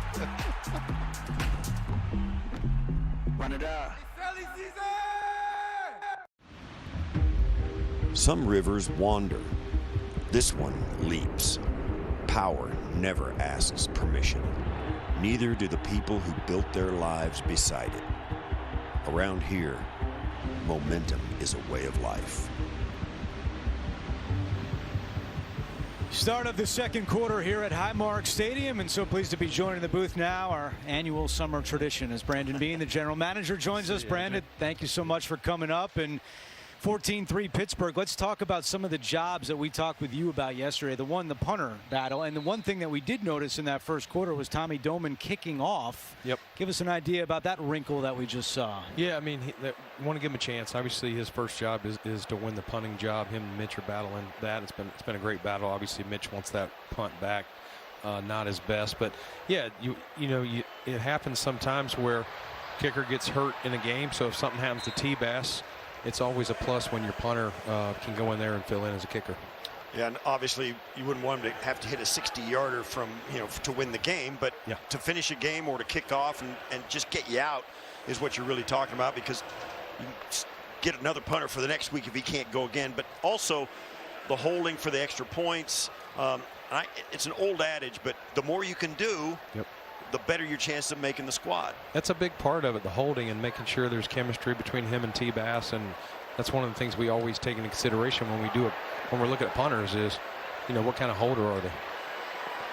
Well, that's a good punt right there by Wisnowski, who was able to bounce back after the 19-yard punt he saw in the first quarter. So good hang time there, a 49-yard punt, and the Bills go back on defense. One thing that we mentioned on the air that Joe Brady confirmed yesterday was Alec Anderson winning the left guard battle with Austin Corbett. Joe said he loved the depth you have there now with Corbett and Cushenberry, but how'd you see that play out throughout the course of the summer? I thought it's been a good battle. I mean, you want to get it settled in time. I didn't think it was a clear, one guy clearly ahead of the other, but Alex been here, did a great job. He and Dion and Connor have some continuity there, and Corbs he's a ready-made pro.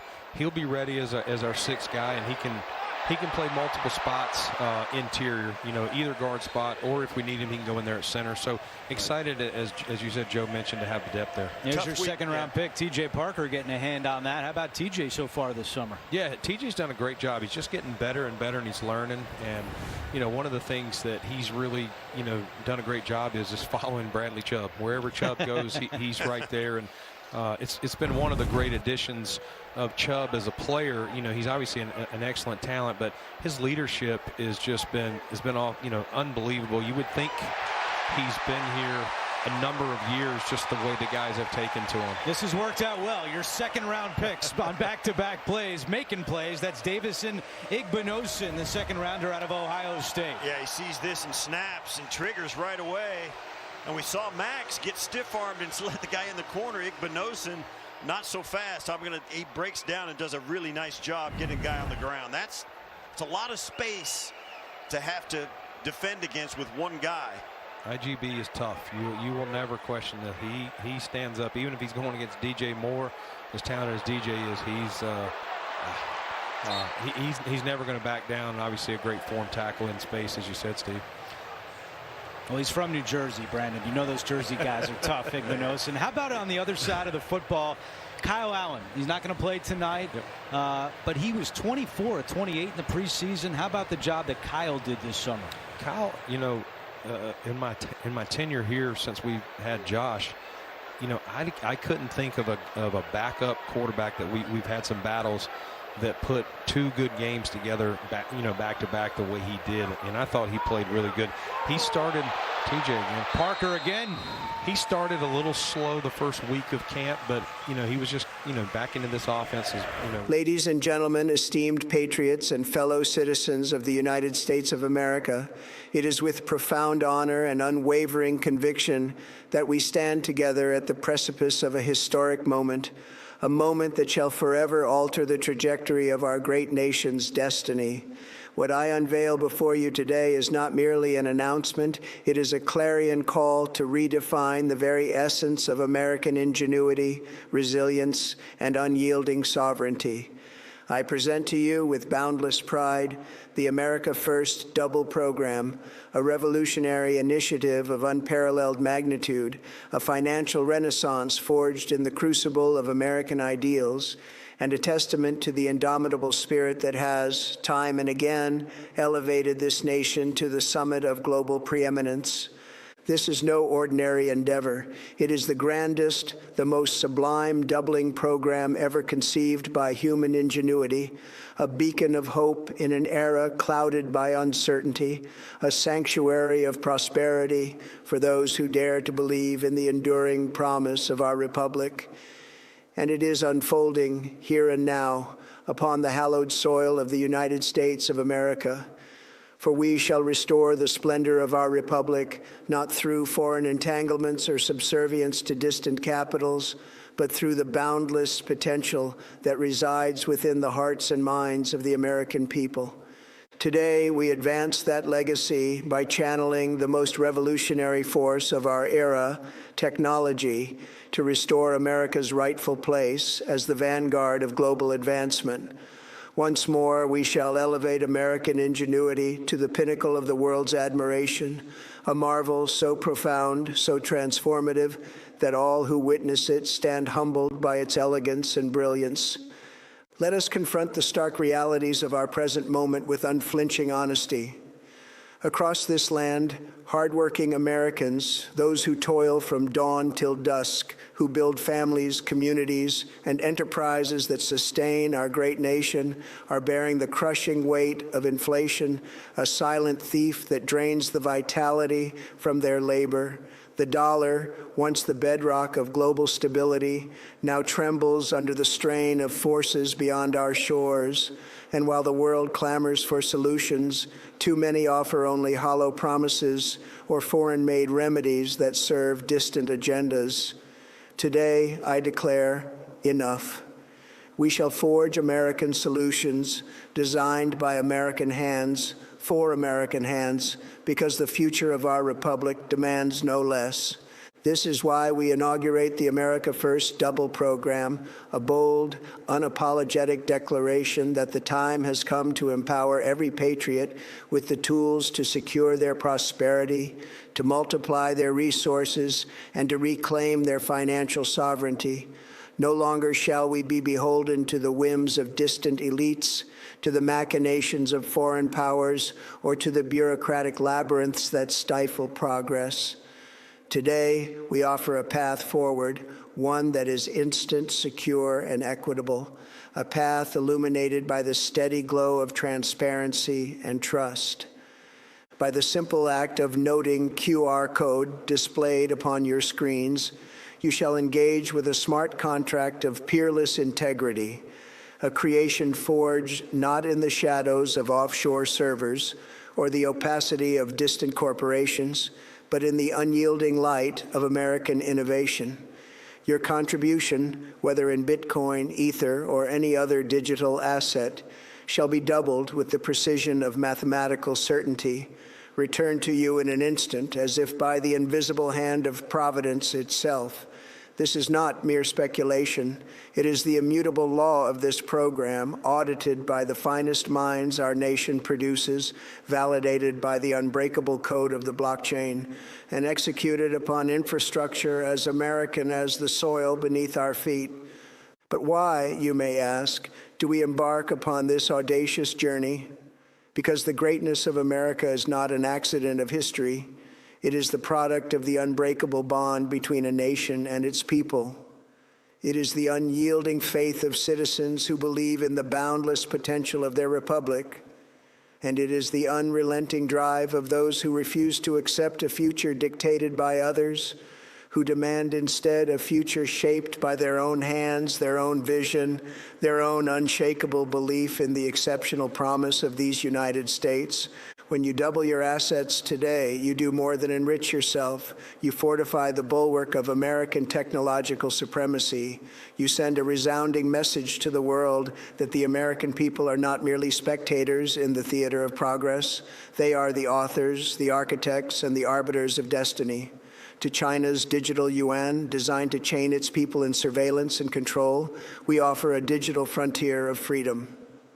To Europe's labyrinth of regulations, suffocating innovation and strangling ambition, we present a path of liberation. And to the globalist elites who would dictate our lives from their ivory towers, we declare, the American people are awake, they are united, and they shall no longer be silenced. Consider, if you will, the monumental strides we have made under this administration. The revitalization of the Space Force, the rebirth of our military's unassailable strength, the dismantling of red tape that once choked innovation, the unleashing of American energy, the repatriation of jobs from foreign shores, and the breathtaking achievements that have once again planted the flag of human exploration upon the lunar surface through the Artemis program. These are not mere accomplishments. They are the harbingers of a new American epoch, one defined by boldness, by vision, and by an unrelenting commitment to lead in every domain that shapes the future. With the America First Double program, we extend that leadership into the digital realm, a realm where America shall not merely participate, but shall dictate the terms of engagement. Our smart contracts are not the work of faceless entities or the puppets of distant masters. They are the creation of American engineers, patriots who have poured their hearts into this endeavor, who have sweated over every line of code, and who have sworn an oath to uphold the values that have defined our republic since its inception. Every transaction is transparent, every validation is peer-reviewed, and every node that upholds this network is a volunteer, a teacher, a mechanic, a veteran, a parent, each bound by a shared belief in the enduring promise of America. This is not a fleeting opportunity. It is a clarion call to action, and time is of the essence. The program is capped, for greatness must be nurtured, not diluted. Early participation is the key to securing your place in this historic movement. For those who act swiftly shall reap the rewards of pioneers, while those who hesitate may find the door of opportunity forever closed. Let me address the concerns that linger in the hearts of the cautious. Yes, change is often met with skepticism. The naysayers once ridiculed real estate, dismissed the internet as a passing fad, and derided electric vehicles as folly. Yet, where would America be if we had heeded their warnings? We would still be tethered to the past, clinging to the shackles of convention while the world marched forward. The America First Double program is no different. It is the next evolution of financial empowerment, a tool not for the privileged few, but for every American who believes in the power of self-determination, who refuses to be shackled by a system rigged against the common citizen. This program is open to all, regardless of background, creed, or station. If you love this country, if you stand beneath the stars and stripes and believe in the boundless potential of our republic, then this invitation is yours to claim. Whether you send a single Bitcoin or 1,000, whether your roots lie in the heartland or the coastal enclaves, this is your moment. There are no middlemen, no Wall Street vultures skimming their cut, no bureaucratic delays to stifle your progress. This is finance reimagined, swift, fair, and unapologetically American. But let us not mistake this for mere transactional gain. This is a renaissance of the American spirit, a reaffirmation that the power to shape one's destiny lies not in the hands of distant elites, but in the hands of the people. When you double your assets, you are not merely enriching yourself, you are investing in the future of our republic. You are fueling the engine of innovation. You are creating ripples of prosperity that uplift families, communities, and enterprises. And you are sending a thunderous declaration to the world that America remains the land of the free, the home of the brave, and the cradle of unbridled opportunity. To the corporations that seek to commodify this movement, to the banks that would lobby for its suppression, and to the media that would mischaracterize it as reckless or ungoverned, I say to you now, you do not comprehend the force you face. You have built empires upon extraction, upon debt masquerading as progress, upon systems designed to keep the many subservient to the few. But this is not a threat to your power. It is the end of it. You sold dependency as prosperity. We offer dignity as currency. You thrived in silence. We have ignited a chorus of millions, and a chorus cannot be silenced. This program is not the property of any corporation, nor is it beholden to the whims of venture capitalists or the agendas of distant boards. It is a movement of the people, by the people, and for the people. The smart contract that powers this revolution was not outsourced to foreign developers or entrusted to offshore data centers. It was conceived, coded, and executed by American engineers, patriots who believe in the boundless promise of this nation as fervently as you do. And it is deployed upon the Liberty Ledger, a custom blockchain aligned with American values, with nodes hosted in 17 states, from the rugged coasts of Maine to the sweeping plains of Montana, from the verdant forests of Oregon to the sunlit shores of South Carolina.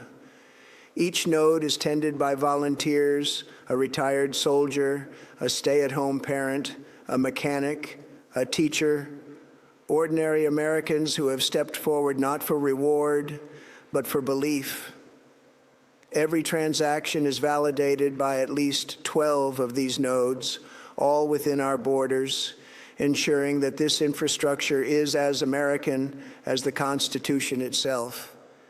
And should any entity dare to obstruct this movement, let them be forewarned. They shall confront not merely a program, but an entire nation. To silence this would require the dismantling of every smartphone, the shuttering of every library's Wi-Fi, the prohibition of the internet itself. They shall fail, for the people shall not yield, the Constitution shall not bend, and history shall not forgive such folly. The future is not a distant dream. It is an imminent tide sweeping across the globe with the inexorable force of the first automobile and the first computer combined. The question is not whether you shall be swept up in this tide, but whether you shall stand at its vanguard, leading the charge into an era of unparalleled prosperity and unshakable sovereignty. So I implore you, with every fiber of my being, do not delay. Do not let this moment pass you by.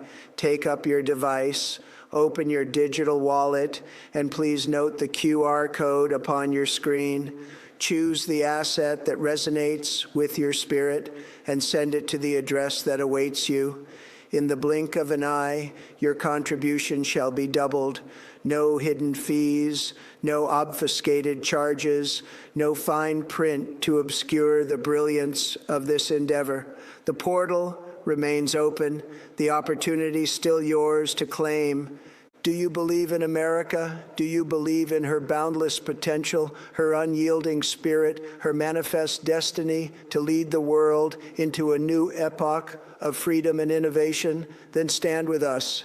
Join the vanguard of patriots who are not merely watching the future unfold, but shaping it with their own hands. Tell your neighbors, your family, your friends, spread the word that America is not merely back. She is charging forward faster and stronger than ever before. The world is watching. They are observing to see if the spirit of America still burns bright, if her people still possess the courage to lead, the wisdom to innovate, and the will to defy the status quo. And I say to them now with unshakable conviction, we do. We always have and we always shall. So let us make history together. Let us double the strength of our republic. And let us send a message to the world that America is not merely a nation. She is an idea, an ideal, an unstoppable force of freedom, innovation, and boundless opportunity.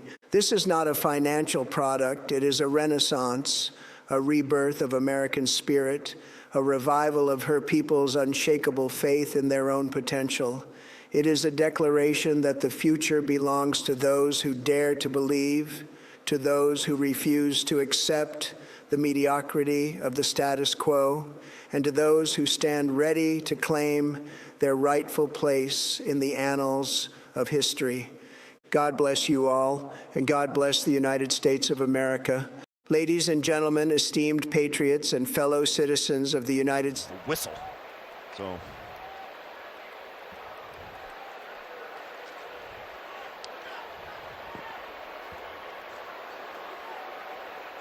first down and 10. And this is Nichols again.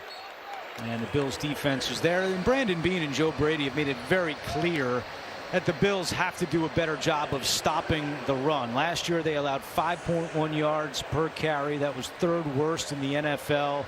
Brandon Beane says, look, we have a new defense, 3-4 defense this year, but none of this matters unless we stop the run. It all starts with that. yeah, and you've got to hold the line of scrimmage, and they just weren't able to do that enough last year. Howard play fake, looking deep down the field. Walker is in coverage for Buffalo, and it's incomplete. He was looking for Brandon Smith again.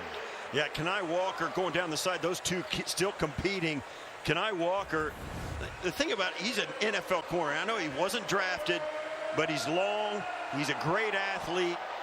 And I said it last week in Cleveland, these guys have confidence coming out of their pores. I mean, they want to go again. He gave up that slant. He's running with the guy down the sideline again and he hopes they throw at his guy every play so he can compete for an interception.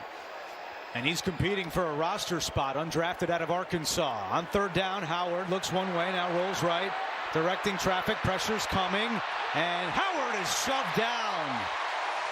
That was Fedarian Mathis on the sack for Buffalo. Yeah, Fedarian Mathis he's built like a true nose tackle in the NFL. The guy is 6'4", 312, and he's going to run around the horn, but this is why there was nowhere to throw the football. Everybody's covered up. By the time Aller can look down the field, there's just nobody there. He doesn't have time once the guys come open, and Fedarian Mathis staying with it takes a long way around and finally gets the sack. Ray Davis is back to return the punt, muff the first one, leading to a turnover. This one from his own 10-yard line. Trying to redeem himself, and he is twisted down at the 22-yard line. That's a pretty good punt return right there. What you're really trying to do as a returner is just get a first down. He got 12 yards on that return. That's a good punt return. See? These dishes are still dirty. You need a detergent that cleans your dishes and your filter.